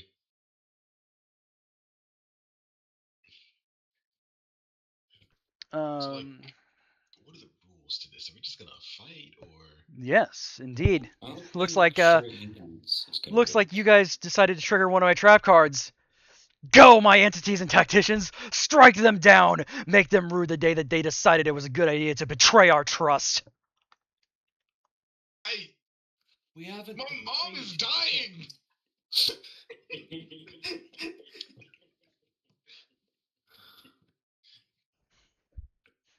Just one card in the set would be enough for me to fucking pay off at least half. Get something. And you want me to break open the box too? What is wrong with you? Oh no. Well, it would probably help all of us. Except, you know, him. Alright, so I'm gonna add some people to initiative here, and I gotta remember how to do initiative in this fucking game. It's like based off of your decks, I want to say I saw.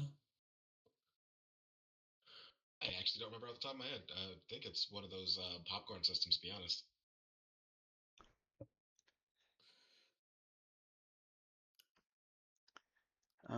Rules. It's a comic book. I know the comic book stuff. No, you're a comic book. No, you're a comic book. Going from highest to Right, lowest good comic book. dexterity. Oh, okay. Am I a good comic book? By the way, 3d6. Eh. You're like really good in the beginning, really good in the end, kind of mid middle. Fucking. I gotta change these. Gotta delete all of you guys and change your shit. Hold on. I thought I changed all of them. I did not. I don't have my What happened? dice up here.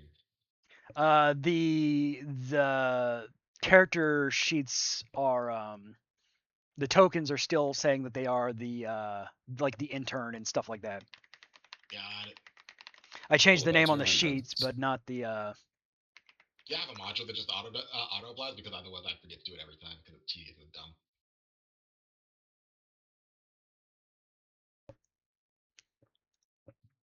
Should I use actual dice or no? No, you'll be able to roll it in Oh. the system. Okay.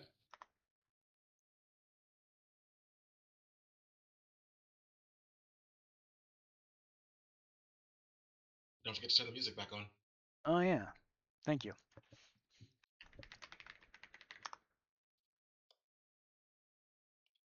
Since we are now at a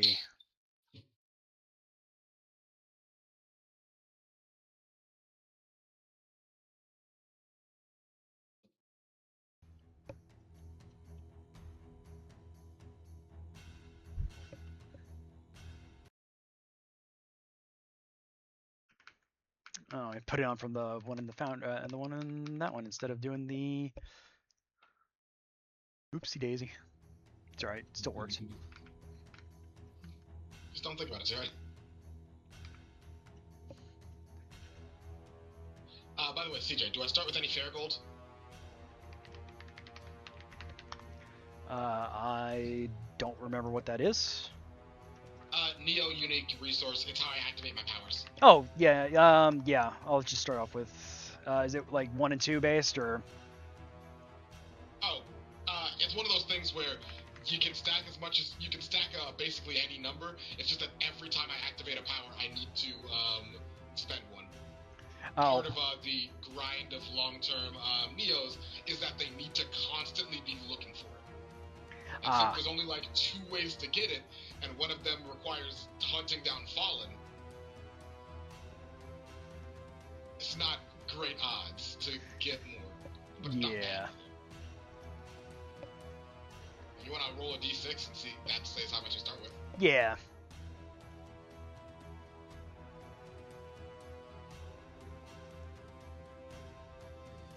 Two. Definitely better than it could have been. So I'm gonna give you guys a choice on the you're gonna hear it from the loudspeaker before the fight goes from the guy on your side. So I can activate one of many different sets on my one of different modules in my mech. Which one would you rather me have? Flight, move faster, to attack more often, to make sure that I don't die as quickly, or to make it so that they are a little bit more distracted.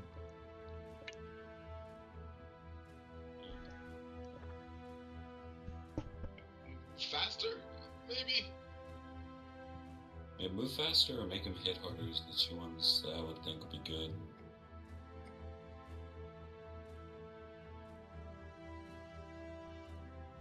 Moving faster seems like a pretty reasonable idea. So 2 for moving faster. Move faster's fine with me. Great. Right. So he's going to activate the ability Haste, which means he will do more damage on the first attack that it makes. Fair enough. Could you describe the big mech on the other side?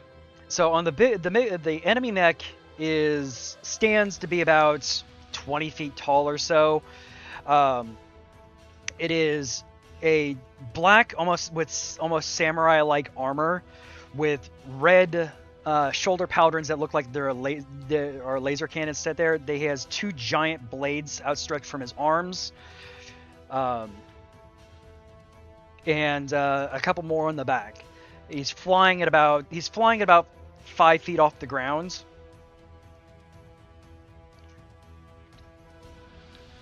Out of curiosity, if you could tell me which Gundam this was. It's Gawain Mark II from Code Geass. Aw, fuck you. And with him is CC after she decided to partner up with Lelouch and Lelouch. Because in Union Arena, you need both of those cards to make this card work. So they came with them. That's dumb. Unfortunately, this is one of the harder encounters. At least we managed to pick one of the other guys that was a mech. So Yeah, exactly. And I will go ahead and add I forgot to add the bunny girl in there, so I will give you a small little help there.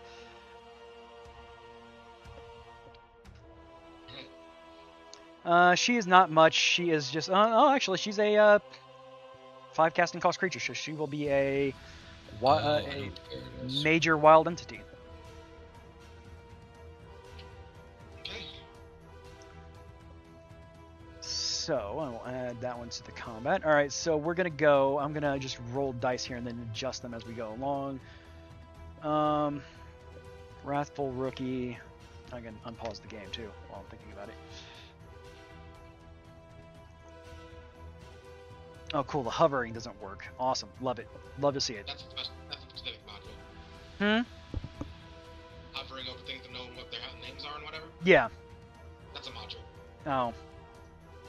Oh, that sucks because I'm not going to. The easy thing to do is there's a thing internally where you can go to the 1 second. Prototype token. Okay. And under resources, I think It comes up. Identity. Identity has the wrathful rookie token.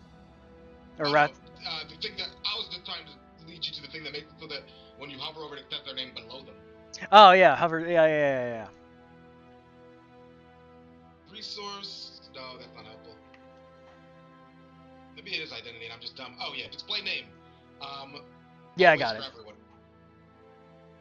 Okay, yeah, I can just display for everybody on.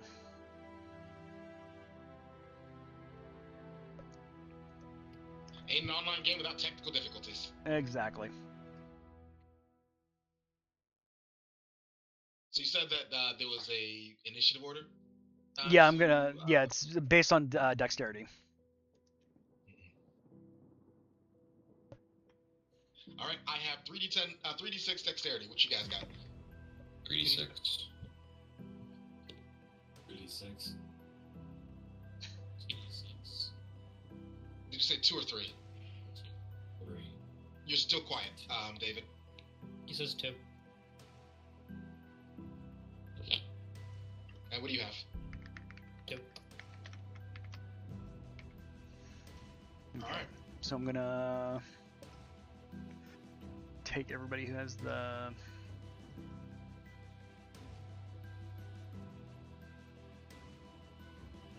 Yes, La Louche, the legally distinct Lelouch. Exactly, and CC with no dots. Yes.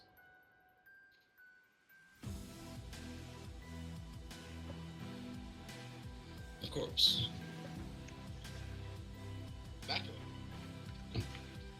No, this guy does not have 94 health. Not with that attitude. I don't know about that. Why wouldn't the rabbit girl have 94 health? Well, if she's on our team, then yeah, give her 94 health. And the other team, maybe not so much. The AJ gets it.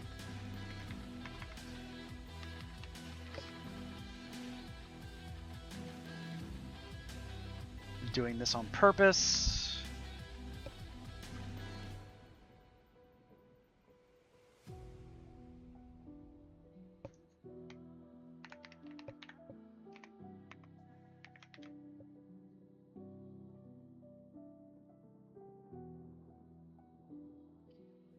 So what do you think we should do? It looks like there's a big robot over there, and I don't necessarily think I'm equipped to fight a big robot. I'm gonna start like patting my pockets, and as I do, I note that 5 of the cards from the deck that I had stormed out, that I had played before beating, are in there.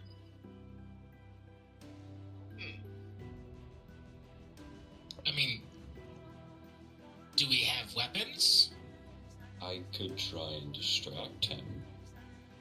I have, You are instilled with a bunch of knowledge, and you guys do have weapons in your basically in your inventory. It was something that was that knowledge was just built into you as you were brought into the world.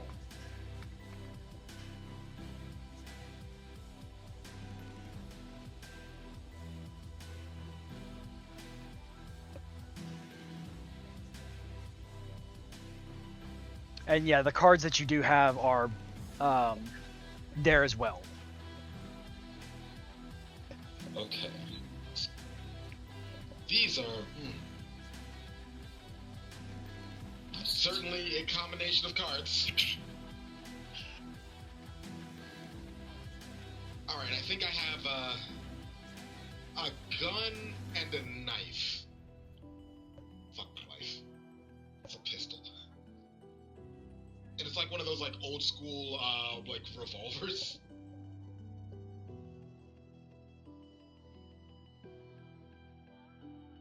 You appear to have a morning star?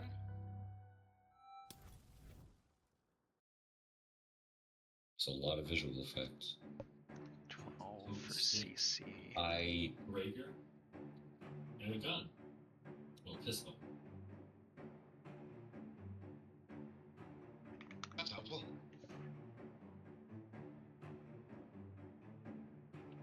Question, is this something that you guys like have in your equipment stuff or just It'll be under the move tab under standard attacks. Yeah. Alright. Magical death touch. Yeah, you're melee range, buddy. Oh no. This is okay.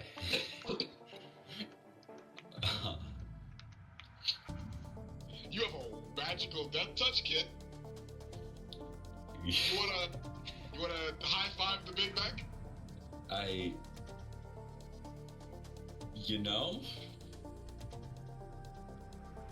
don't know if that'll help. Nerd. Actually, it could. It could hurt a lot. Don't do it.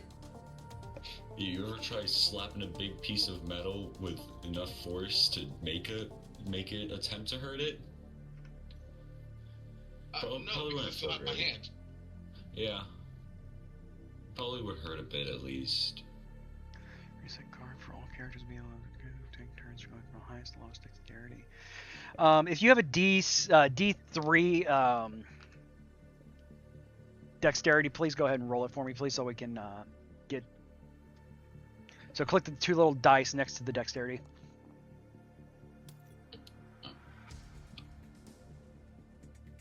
Eat that, C2.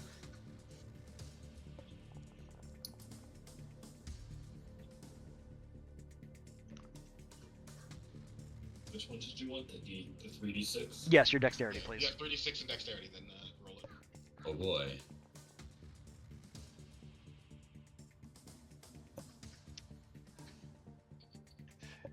Alright, so we have Cheater at 14. Dang, I rolled low.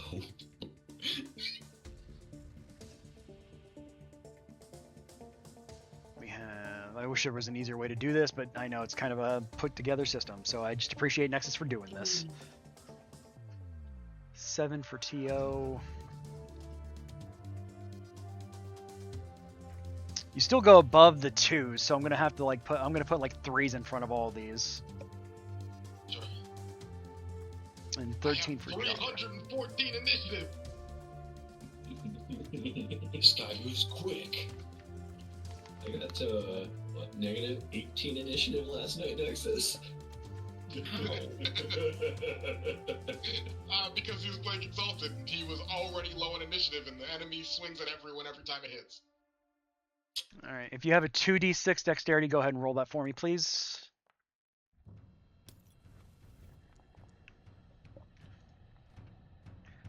Next judge is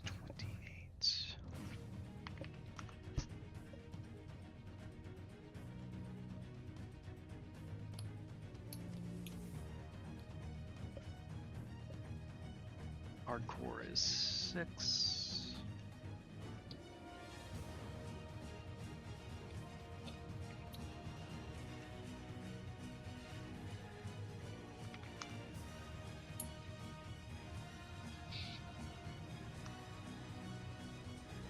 But yeah, guys, the game has essentially a one-action system.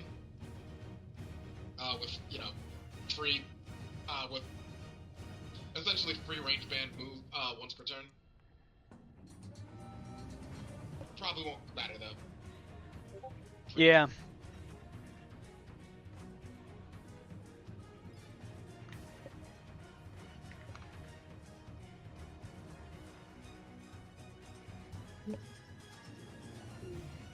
I just need Old Guard roll it when he gets back. I know he said he needed to step away. Buddy.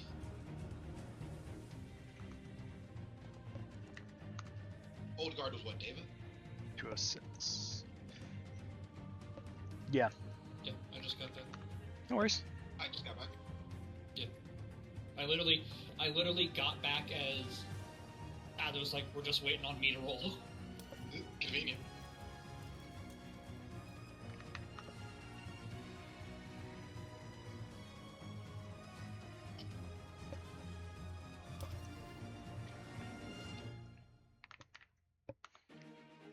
Okay. So, I now have everybody's stuff. We are up first with the cheater. So movement range. I'm gonna say that you guys are at. If we're using range band, you're currently at a medium range band. Away from it. I want to kind of like circle around the big mech, pull out my revolver, and see if I can pop one off on the guy with the red eye, with the black and red eyes, the heterochromic guy. Okay. All right. That'll work. Actually, wait, I have a better idea. Would I potentially, instead, burn one of my fair gold coins? You know, I'll flip it into the air, cock it into my gun somehow because magic bullshit. Right. And then aim it at the mech as I want to activate my Neotech AI hacking interface. And I'd like to hack the giant mech. Nice. But yeah, I have the AI system and basic ability to activate the fair field. I should be able to roll like intelligence plus my D10. What is the difficulty for the roll? One is relatively easy. 5 is all but impossible. Since it is not currently manned, we'll put it at a 3. It is a complex mech that you are not fully familiar with, but it is not necessarily impossible. So that is a 4, 3, and a 4, and then I roll my D10. So 2, and it's Just 10. So keeps that is it. Oh, hello, Thomas. Yeah, hello again. And that is a 10, which gives me just on the thing. It would count as special, but I don't have any extra successes. So I will hack it, and I will try to essentially just fry its systems. Slowing, basically slowing down its reactions. Okay. All right. So yeah, you shoot your magic bullet into it, and like the mech tries to slice the bullet out of the air as a reflex, but you nail it right in the armpit. And as you do, like this black and gold energy kind of sparks throughout it, and the mech that moved quickly enough when it did the slice before, when it brings its arm back into where it looks like it's rested, where it's going to be in a more defensive position, it looks much slower. Oh wait, CJ, I just remembered something. Okay. Do I still get my advantage from the townsfolk, the riders? Yes, you can roll another die if you choose to. You only get one because the card's still just a common. It matters. Nice. There we go. special. Because of that, I actually get to actively subvert the thing I'm doing to do one action, and I wanted to just backhand Lelouch. You That's still did get your I basically just wanted to punt Lelouch off the stage. that's actively fair. It kind of gives it reaches up. One of its legs reaches up and goes back for like a mule kick towards Lelouch. And this is me remembering how to do this. I think everything is rolled with dex to hits, Strength. strength. Strength to hit unless you have something special that changes. Yeah. I only know that because my thing is that I roll with dex instead of strength. Okay, that's fine. He still has better dex strength anyway, so.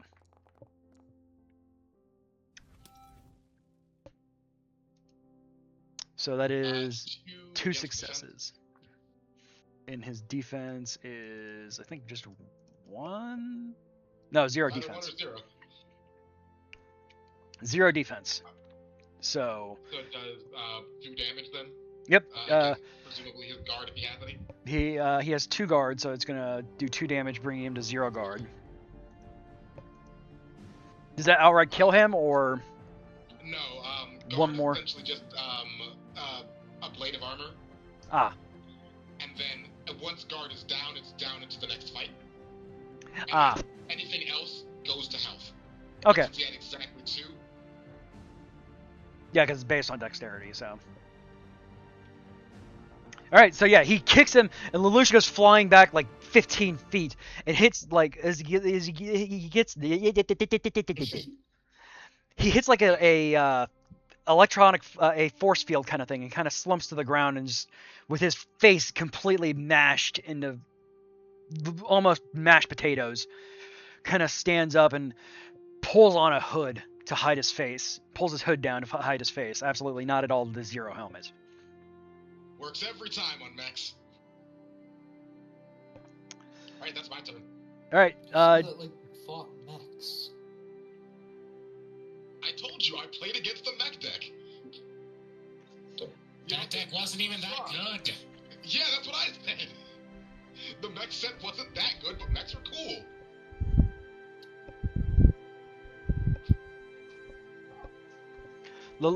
Cheater, you are up. You're gonna have to. I'm not familiar with the system. Describe what kind of actions I can take. I know I can move here, but also I can attack. With pistol, I can go out to what range? Just spin short. Cool. Mm.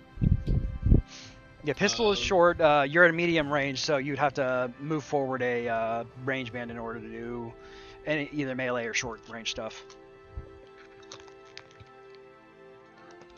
So, the jobber is going to take notice of what the cheater has done. And play up his part as a bit of a fool in this situation. And, just above board, shows the hustler background, or, Paragon feature, what was it? It's fine. We get it. You know what I'm referring Yeah. to. So from now in this magical world of newness, he pulls from his bag of tricks a cloak in a similar mocking fashion to what Lelouch is probably wearing, long black leather and whatnot. And out comes from one of his pockets as well, a set of cards from a deck he lost recently that people here recently kicked him for bringing to the table. Okay. And he dashes off to the left and takes aim, moves up to a short range of CC, and takes aim at CC with the pistol. And takes a shot. Alright. That is probably dex since it's ranged attack.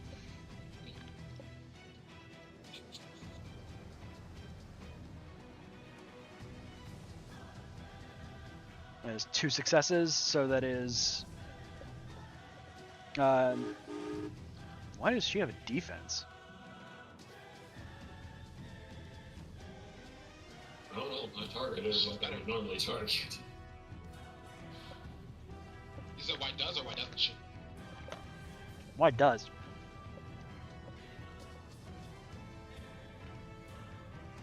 I guess because she's an old witch. She wore bulletproof something. She wore bulletproof dress. Fair enough. So that takes 1 off of her guard because that has 2 successes. The gun like hits her, but like hits the dress and like doesn't look like it draws blood. Part of it peels off, but she does kind of hold her chest, look down, and go, "Ow, you dick!"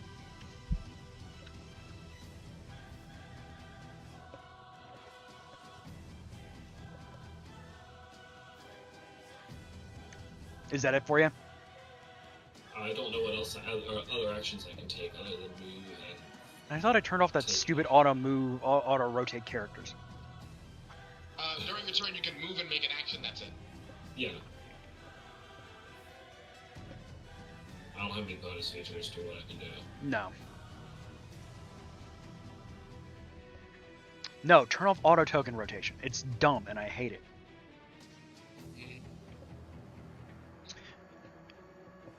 And I think it's Alt? No, it's not Alt. Shift. Alt what? To make them rotate back. Shift. Shift. There we go. Thank you. CC is going to... Oh, she rotated too. Who did that? And I can't rotate her back. Oh, because I'm stuck on the jobber. Good job, Foundry. I love you to death. To death is very important in that statement. It's doing a lot of Exactly. work. She is going to hold out a gun at the jobber. And she goes, "First you mock my lord, and then you shoot me. Well, let's see if you like it back." And is going to shoot this like firebolt out of her gun at you. Rolling intelligence because it is a magic-based attack.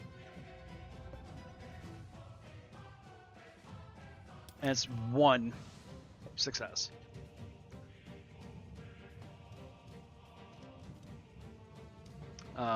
You have 1 defense, so it doesn't do anything to you.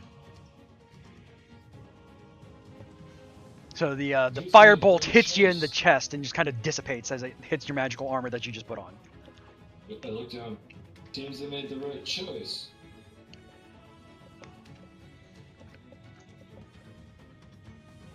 He's remarking in clothes. He's not paying attention to her. Alright, Tio, you're up. So, can I use the cards? Yes. When would I use those? So, basically, you tell me if you want to use your action to use one of your cards. Okay, because I have a really funny card I want to use. And then we'll tell that how it's put into the world. So I do want to use a card. Okay. Usopp's Rubber Band of Doom. What's it do? Yeah, I know what it does mechanically, but tell the class what the card does mechanically. So, up to one of your leader or character cards gains 2,000 power during this battle, then I may trash 1 card off the top of my deck. Okay, so we'll ignore the trash part. How do you want to handle things that, like, say, draw another card? Yeah, because that's like Draw this cards whole or deck that you gave me. So with that one, trash, AJ, you yourself put 10 cards aside for because your deck, you played a deck that actually has shields in it. We'll say that for your card. Those 10 cards, those 10 extra cards are your shields. In Mugen Clash, we'll call it that. That's what we're going to call it. That's your life. You take one of those and just discard it. Once you get down to 10, or once you get down to 0, we'll discuss that if it happens in one encounter. Wait. Alright. So I discard 1. So choose one of your people. Since you use your action that is not including you. So choose one of somebody else, and they are going to get. I said it's plus 2,000. Plus 2,000 power. All right, so 2 extra die on their next roll. Who's the one going next after me? After that, it's me. Bunny is the next person on your side. If you want to wait until the next person is going to be Old Guard in a little bit. So you're saying that using a card essentially costs an action? Yes. And how many cards again was it? 5 or 10? 5. 5. I have 10 because I do stuff like drawing and discarding. What, 10? So I will. Well, those are like my deck. Yeah, his stuff is a little bit more weird because of the kind of deck he's playing. Yeah, I was actually gonna ask. One of the cards that I drew is specifically buff, and then it allows me to draw a card whenever I attack. Then on your next attack, you would draw another card from your physical deck. That card is essentially like an artifact for Magic terms. So would it stay through the encounters? Yeah, do permanents stay permanent? Yeah, permanents. I can allow permanents to have a buff, a permanent buff for the encounter. So before this the actually interaction. For Usopp's Rubber Band of Doom, it is I may discard the top, so I don't have to. Okay. But I also think if I do get down to 0, you're gonna do something bad. No, Nami is the opposite of that. Yeah, no, I think her win state is self-mill. Yeah. I'll still go ahead and You have a one. feeling that it would be something good if you went down to 0 in one encounter. In one encounter. Okay. Yeah, so I will give... Oh, no, please go on. I'll give the Old Guard plus 2,000. Okay, so Old Guard on your next attack, I'm going to give you the option. Do you want just flat 2 damage, or do you want to roll 2 more dice? On my next attack, Yes. I'll take just the flat 2 damage. Okay.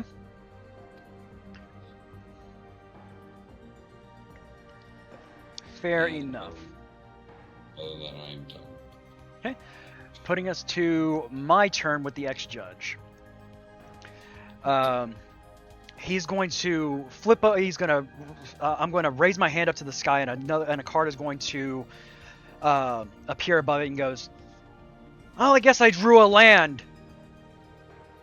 And I'm going to slam my hand down on the ground, and a rocky terrain is going to appear everywhere, creating difficult terrain in pretty much the entire field.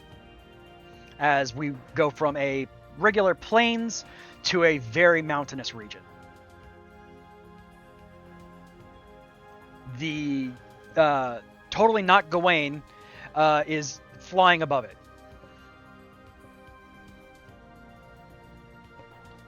Where's Omek, dude? He's still down. He's big. He's bigger. He's about 15 feet tall. Not quite as big as Gawain. Mainly because Gawain's meant for 2 people and uses 1. He's not flying, but he can move pretty quickly over the mountains. If you wanted him to change, I would say since he's moving... if you wanted him to change, I would let you guys say that, and I will let him use his action to change his module instead to be like flying. We want that.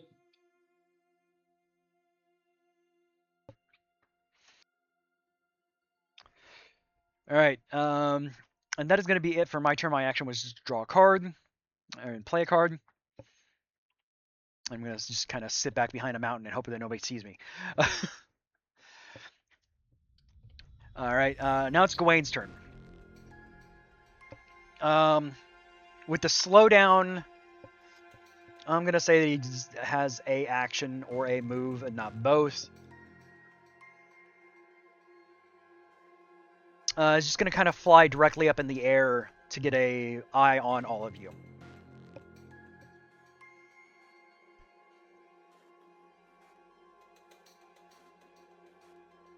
And that'll be his turn.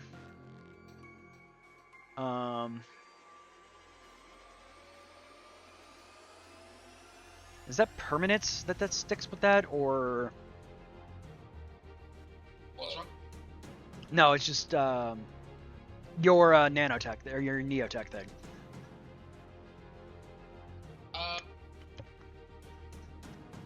Neotech, you always have the AI system and basic access your AI ability to, what do you call it? Blah, blah, blah.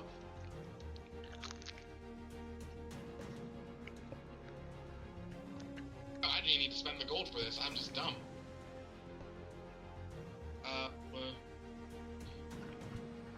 To use the note to, blah, blah, blah.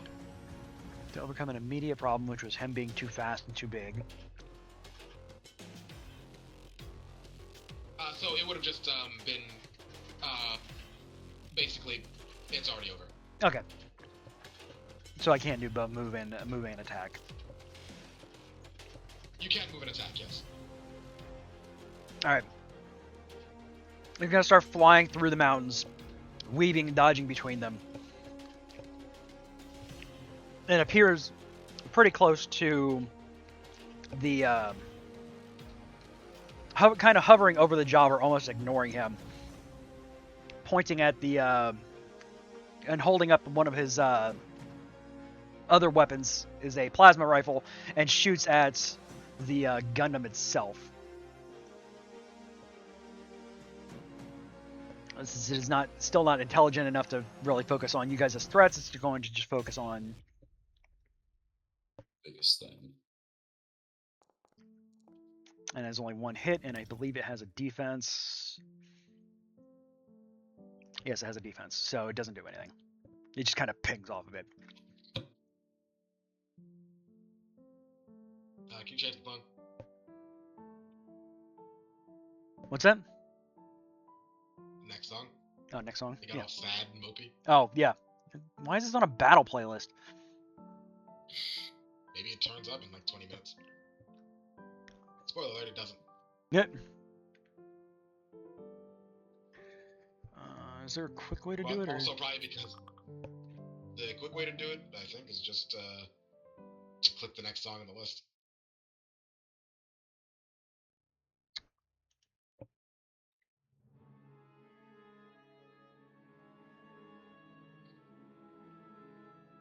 Should be good. Alright. Sound library, go away. Alright, Bunny is going to navigate through the mountains as best as she can. Moving up a little bit, but not a lot. Still say she's in medium. She's actually going to use her action to begin hopping around to try and get up a little bit further towards the back line there. So she's going to actually fully move up to... I know you typically... I don't know if you can double move or not in the rules, but I'm going to allow it because she's a fast bunny ninja. It's fucking... You already said that you're planning on doing Theater of the Mind, so yeah. You don't have to worry about actual placement in the map. Yeah, she begins like she's like lightning begins to kind of come off her, and she transforms into another form quickly, and then immediately goes back to her normal form. But by the time you notice that, she's all the way on the other side of the map.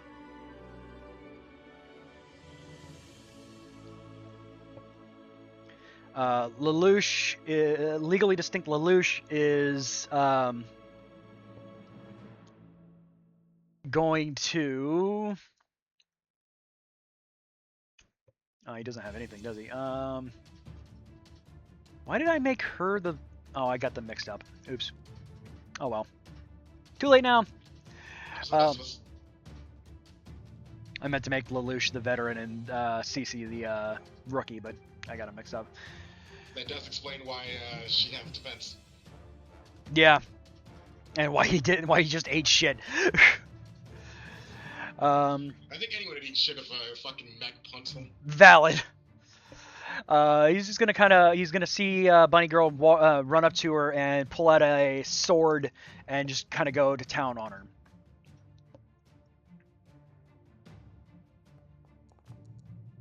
And None of us she, gonna say nothing about that. yeah. So I do want to point out here, because if there are instances in your guys' decks that you want to use in your hands, there are you can just say I want to interrupt that, because instants can be cast at instant speed still. I know that hurts you, Aaron, as a One Piece player and without the ability to do the instant speed stuff, but So I can or wait, I can or I can't? you cannot, I don't because think you don't One have Piece has instants. them. Ooh, I do. I have counters. No, that's true. There are stuff with counter on it. True. Can you So- instant speed if you've already gone? You can basically say, like, if you want to interrupt an action, kind of like what kind of like in Magic, before anything resolves, it is announced. So you can say, so even though I may go on to the next step, like him like Lelouch attacking Bunny, I want to, in response to that, do something else. I'm assuming we only get like one quote reaction. Yeah, exactly. Yeah, you still only get one reaction per turn. I mean, Okay. why even limit it? At the end of the day, you only have 5 cards. Most of us probably don't have draw speed, and Y'all don't. Is- So Is sorcery still kept at sorcery speed though? Sorcerer's on your turn. someone's gonna pull out a flash creature. I only have one thing that could be a reaction, and it basically is just that person can't be hurt. This round, I have multiple of those that also let me draw cards. mine does not let me draw a card. It's actually till the end of the turn, so that's better. I got a double power with flashback. Oh, nice. Oh, is it like the Bulk. goblin one? Yeah, bulk up. The one I know is like the big bulky goblin. Goblin with muscles. Yes. All right, bringing it to the Gundam, and over the last speaker here, do you want me to change modules to suit the environment, or just have at him? Understand the question. Oh, do whatever feels best. You're the one in the Big Mac. Oh, I get 2 of them. Oh, I get 2 of them. Fuck it. I should. Reading the card explains the card.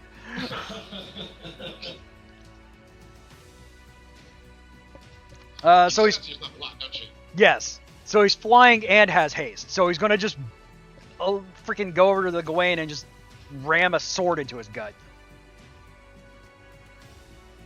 It's a good thing that we pulled In it up. response to him doing that, I would like to bulk him up. Hell yeah. First, in response to that, I would like to white snake him. He gains plus 1,000 power during this turn, and I draw 1 card. Okay. So I get to just draw. How does the resolution chain work?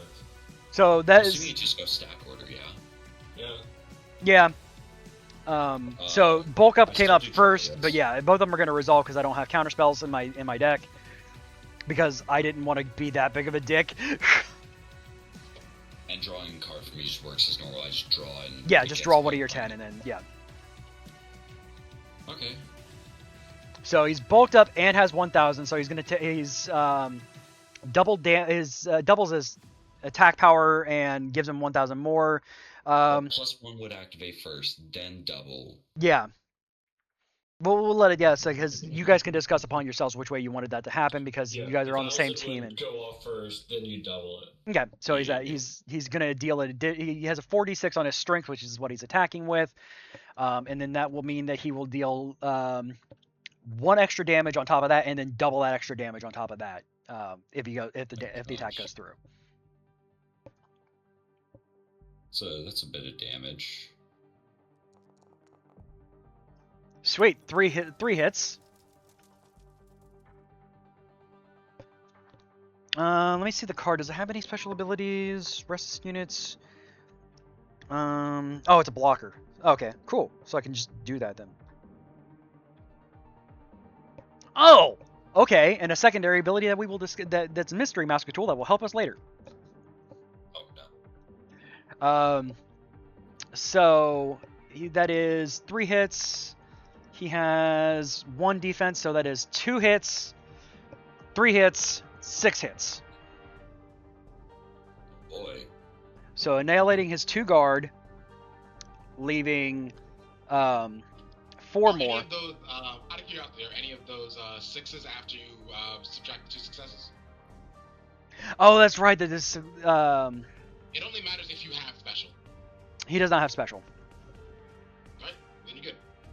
This is just a straight up plasma sword into the robot gut. Just nothing special, just regular ass attack. Yeah, just a regular ass plasma sword. Yep. Mechanical. So that is 2, and then I said that was 6. That's 4 damage, putting him at like just gut wrenched. Ton of damage just right to the gut, right to the other mech.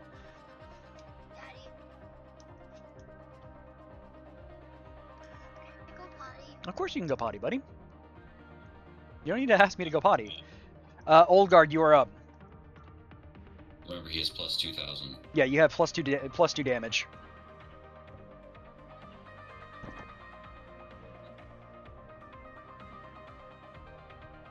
Alright.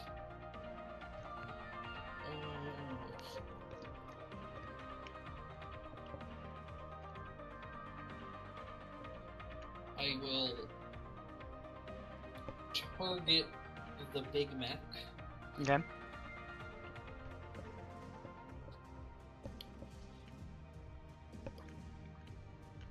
With a fire blast.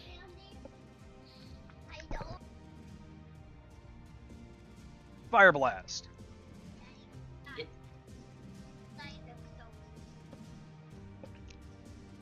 All right. Yeah, it's just a simple attack For and your sure, that's a wisdom roll. Yep, yeah, so as yep, I roll wisdom and add my d12. correct. All right, go ahead and roll it. Does he get the extra die from the people? Yeah, everybody does. Still rolling on the d6.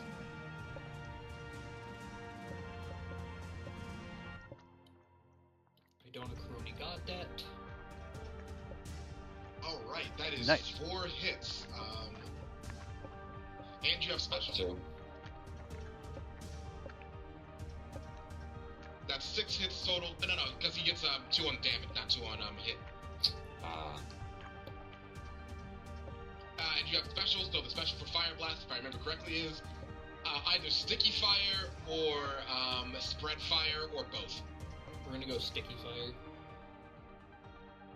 Yeah, fire blast, range attack, single target, medium range, special ignite opponent, inflicting 1 damage per round until extinguished, or also affects an additional target. I am also going to. So extra 1 damage. So it is 4 damage. We said, or 4 hits. What was its guard? His guard, he doesn't have guard anymore because he ate shit from the. Yeah. All right. Actually, that kills him Alright, never mind then. I was about to say. with the extra damage from the boost that you got. Oh, by its name, Usopp Servant Band of Doom. So in your hand appears a rubber band slingshot.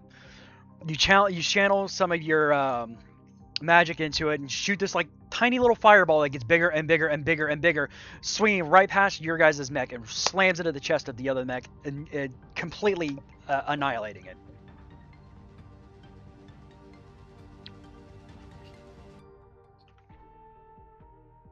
And that does carry 1 over to, that does have some splash damage, so I'm just gonna remove a willpower from me for that one.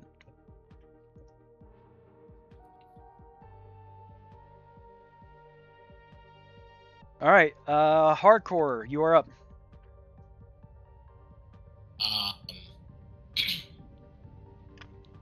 So there's just the 2 of them left, and then also you. Mm-hmm.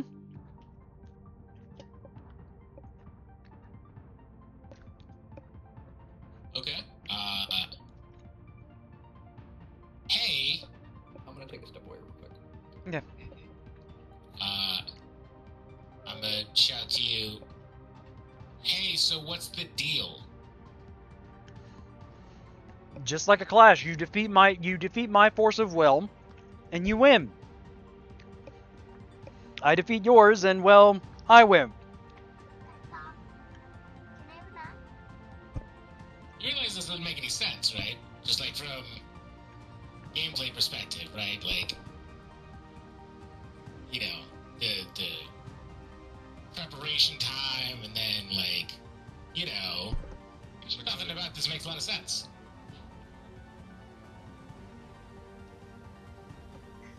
It would make sense if you think about it, but that's something that you've never been able to do properly. Ouch. Not wrong. You've never been one with you've never been one for the long game. You've always said there, oh, I'm gonna build rush decks and just do that because that's what's meta.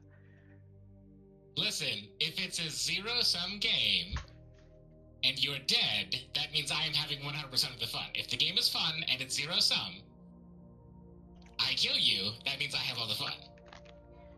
Which is math. You can't get angry at math. Plenty of people get angry at math. People get angry at math every day. What are you talking about? I'm angry at math right now. You just said you can't get angry at math. Listen, you can't get angry. Why do you hate my decks then? Why do you hate my decks then if it's a zero-sum game? Whose side are we on?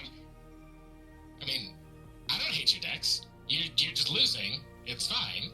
And then I win. And then I have a great time. Winning is great. Heart of the cards, right? Heart of the cards. Yeah, exactly. Yeah. Or was it heart of the liver? I mean, I'm not sure at this point.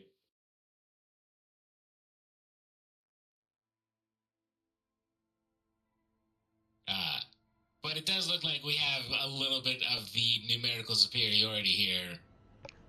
Are we supposed to kill you? Well, that wouldn't be very fun. That's why I'm asking. I don't want to kill you, because that seems pretty fucked up. Well, let's just say, I'm not at all making this up as I go along, but, defeat the clash, defeat the monsters that are on the field, and you win the clash. Then we'll see what happens after that. Yeah, I'm gonna have to side with the asshole here. This really feels undercooked. Did you plan this? Did you think about this beforehand? I don't know. I was attacked by I was verbally assaulted by some of my quote unquote best friends. I had to make something up. I had to make something up on the spot. Damn it! What assault? We made requests. One that you only have to fulfill for 4 of us. Just saying. One of us just wants money for the sake of cards, not for the sake of their actual real life problem. Actually, now I'm thinking about 2 of us don't need it for like real life stuff. Scared, ouch. Ow, yeah, that hurt. Not at all didn't want to spend time with my friends. Yeah, exactly. See? What if I wanted to spend time with my friends? What friend? Listen, I like some of you. Lincoln and Benjamin? I happen to like some of them more than I like you. How about that? Feelings mutual. So like, are you just gonna summon more idiots? Like, how many idiots do you have to go through? Like, do we have to... Because, like, in general, in the game, murdering the other person stops them from, you know, continuing to put guys on the field. And I don't want to murder you. I don't know if you got that part. So, before, when the monster got hit and there was some carryover damage too, or when the Gundam got hit and the Fundum got hit and got annihilated, you did notice that a little bit of the glow around around me kind of go down a little bit. In the game itself, there is a energy resource pool that you have that is given to you each turn, but carryover damage from destroying the monsters does lower that to a point where sometimes if the person can't continue on summoning them, or gets to a point where they take. It's Duel Masters plus Pokemon. Yeah, basically. I get it. What plus Pokemon? Duel Masters? Yep. Yeah, one of the first Wizards card games. So, Was Duel Masters Wizards of the Coast? Yeah. Wow, didn't realize that. It was actually pretty fun. Was it good? No, but it was pretty fun. There were things about it that were good. There were legitimately a couple of really good ideas. The Still alive? No, it died. It's still played in Japan pretty heavily. Like, it's still the Magic the Gathering in Japan. Well, it's not that big. Like, No, to be clear. It's- MTG is not that big in Japan, all things considered. I mean, comparatively, sure, but that's also because MTG's numbers have been declining globally. Yeah, Like, no, it's it's not because that hard Wizards to be Magic. fucking sucks. I mean, yes, but like also, there's been a whole bunch of other games that have had pretty successful releases, and like Bandai is churning out card games, and because they all have IPs attached to them, there are a lot of people who are getting interested in playing them, despite the fact that the games foundationally are of questionable quality. But anyway, Duel Masters had some good stuff. It had a lot of bad stuff, and then it died 2020. What is it? It's 2025, so it died 22 years ago.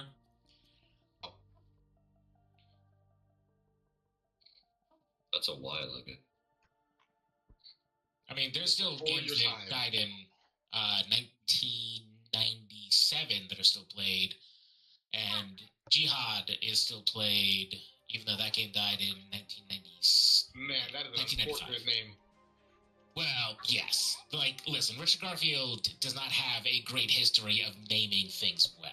Like, Valid. This is true.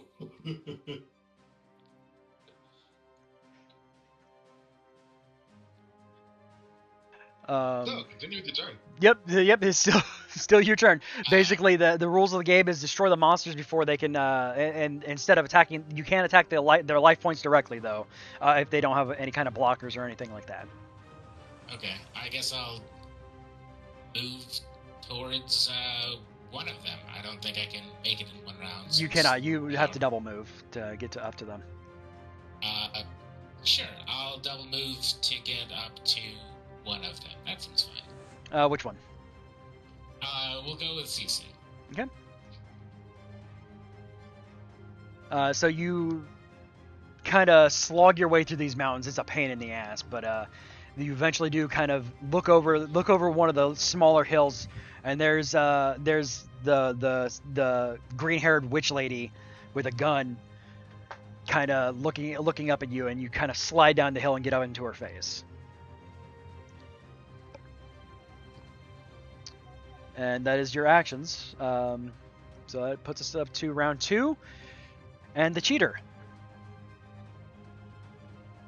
Alright, fuck it, I pull my gun out and shoot Lelouch in the head. That's yeah. No beating around the bush there. Just. All right. Actually, no. That's not fair. I am going to actually play my card Valiant Dagger, which is essentially an artifact that makes it so that whenever I deal damage to essentially you, Okay. I draw a card. But it's a permanent, so that'll be my whole turn. Okay.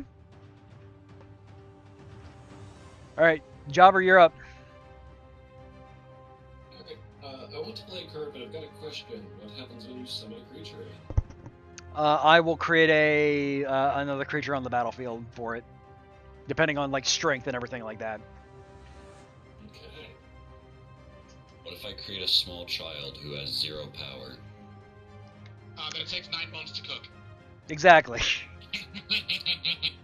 Oh, man. Okay, that was well played. So, Sorry, I thought I had to go for it. one always said, don't bring a knife to a gunfight. But what happens when that thing is 20 feet tall and that mouth is filled with knives? Oh, fun. Jobber summons to the battlefield Gulta, the primal hunger. Jesus Christ. God. All right. For people who don't know.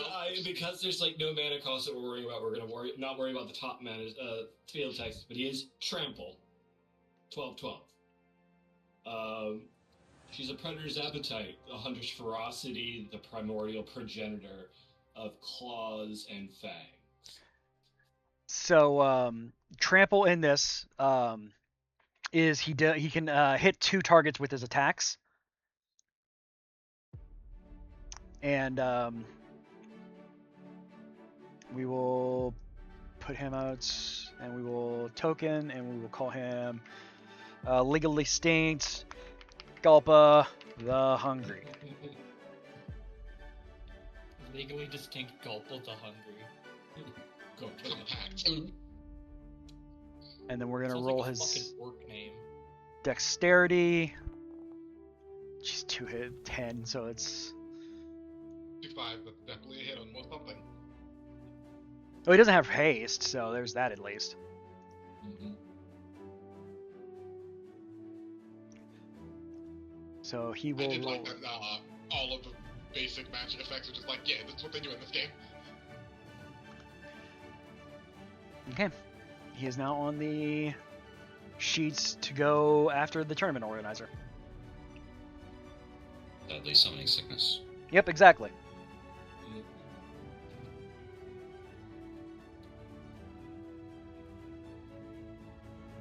All right, so that is your turn. CC is going to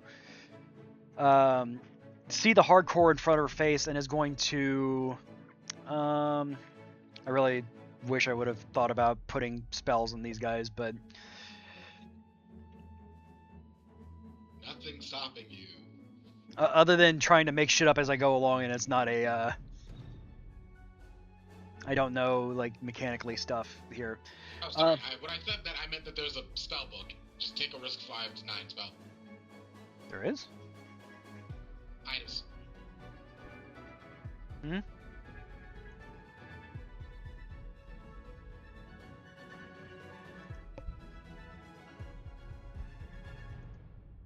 Okay, she is definitely a spellcaster. Give me 1 second here while I...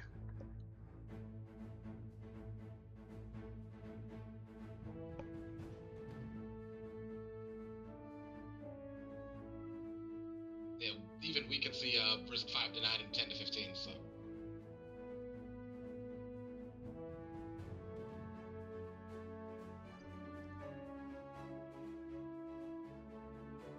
I'll just, instead of looking through here and wasting time, I will just grab Godbender. I'll give her a Godbender ability here, and she is going to use a Sonic Blast on you. On the old guard, on the hardcore that is in her face. But her specialist, she's going to roll it with her intelligence because I say so. Infamous. It's only 1 hit, so. Which doesn't get past your This defense. thing that says riposte, that says when an opponent's attack fails, it hits you, make an immediate attack in response as an extra action. Go for it. Yeah, that's yep.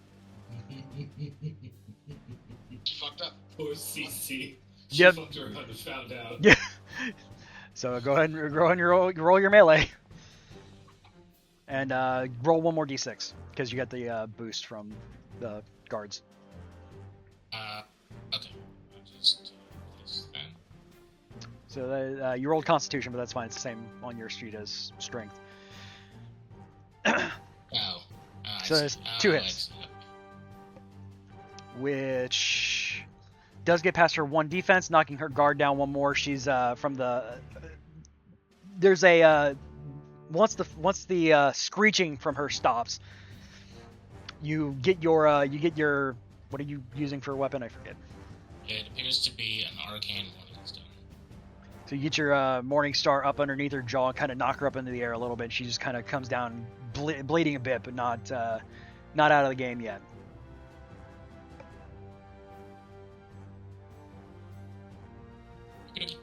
All right, T.O., you're up.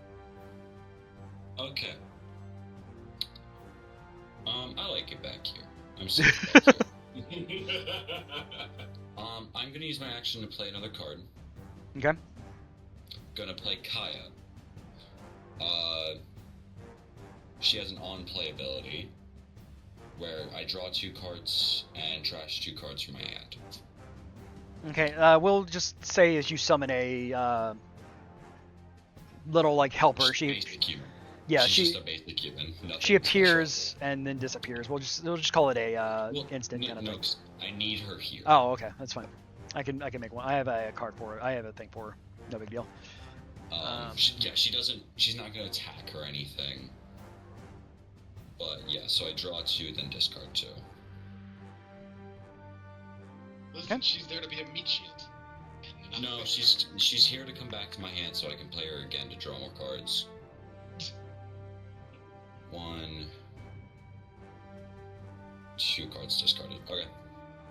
The thing is that while this is taking a while, I actually kind of would like to try running this as like a more long-term thing. Right? It's so weird and chaotic.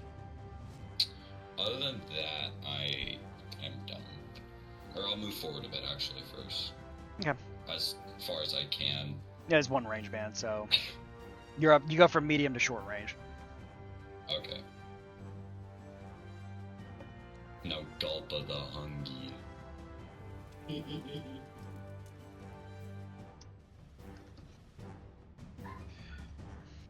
Hey, it's legally distinct Gulp of the Hungy.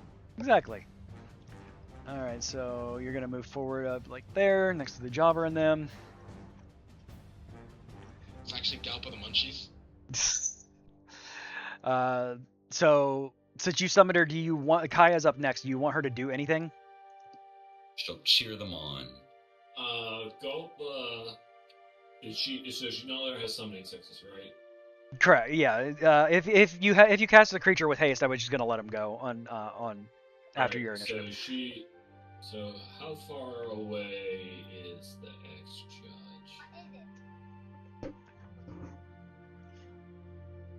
Hold on a second. My kids are talking to me.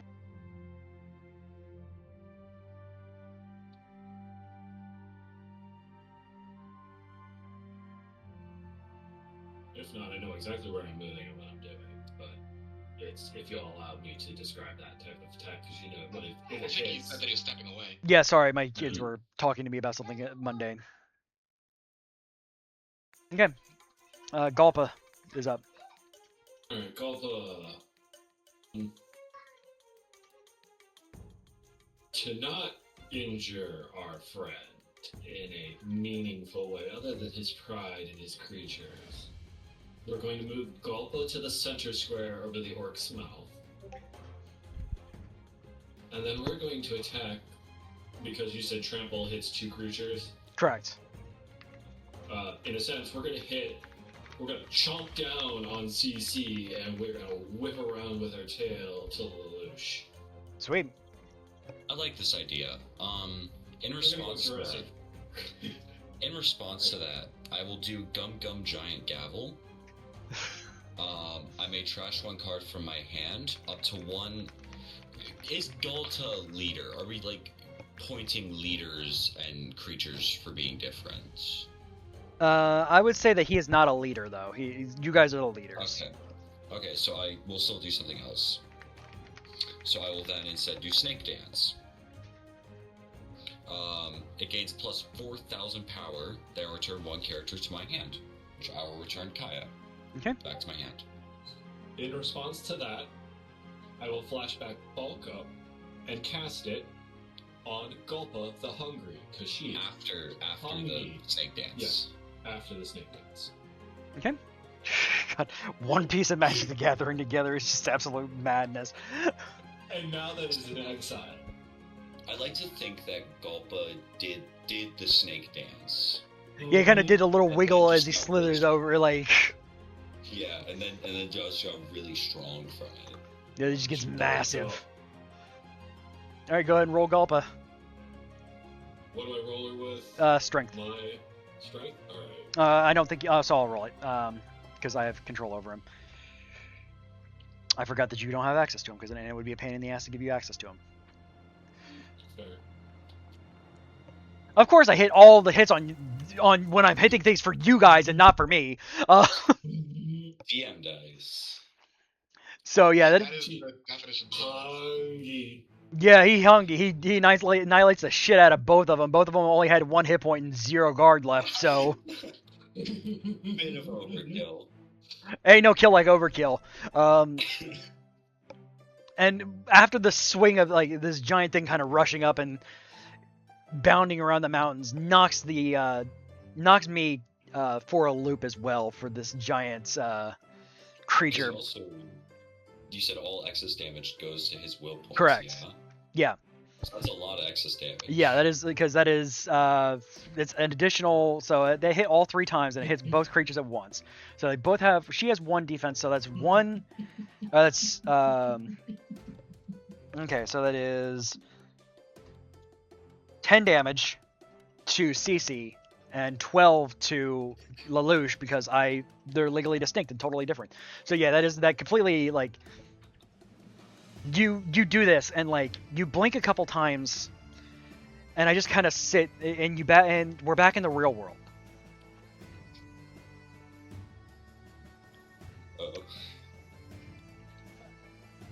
Uh-oh.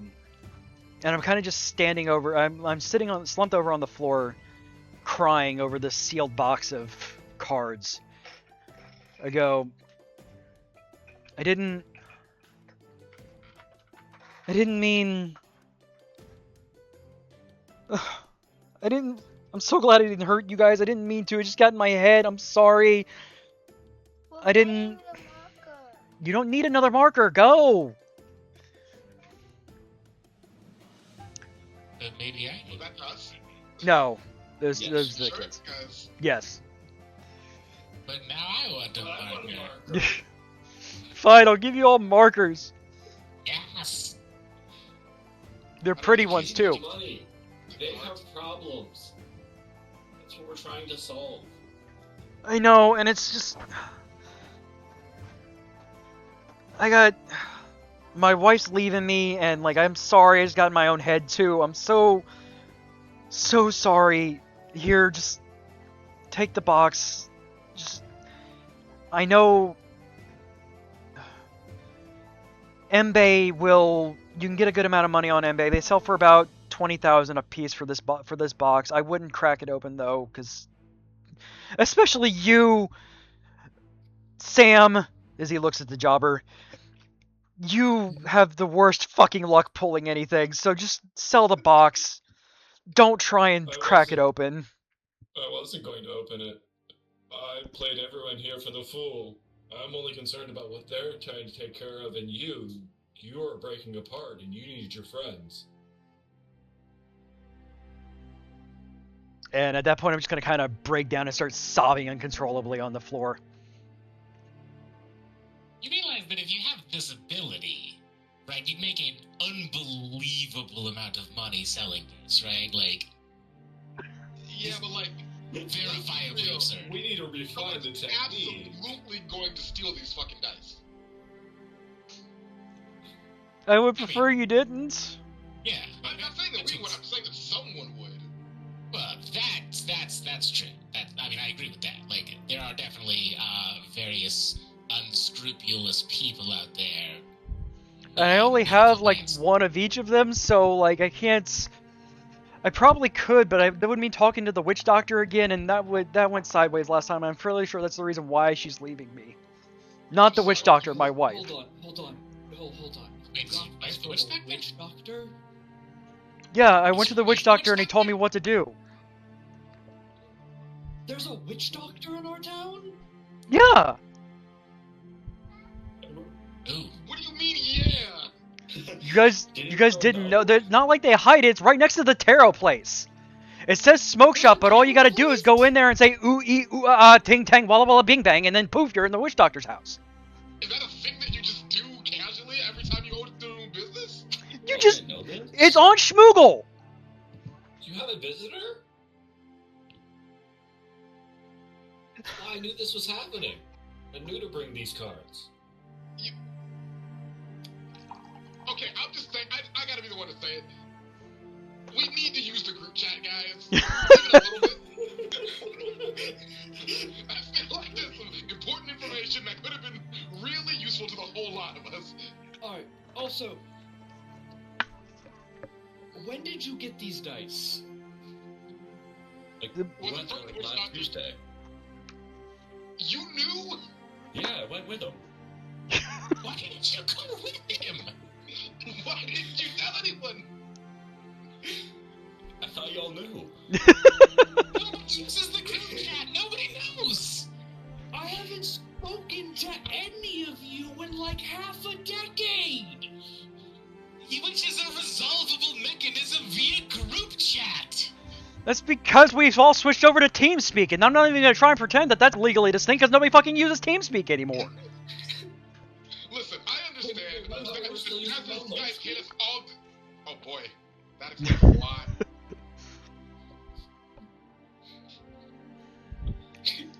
Alright, guys, can we just, like, I don't know, use WhatsApp or Discord or something? Just all decide on one thing and just use that. I'm Okay, sure we AOL can get, Instant like, a Messenger. cat meme a week. Okay, maybe not that.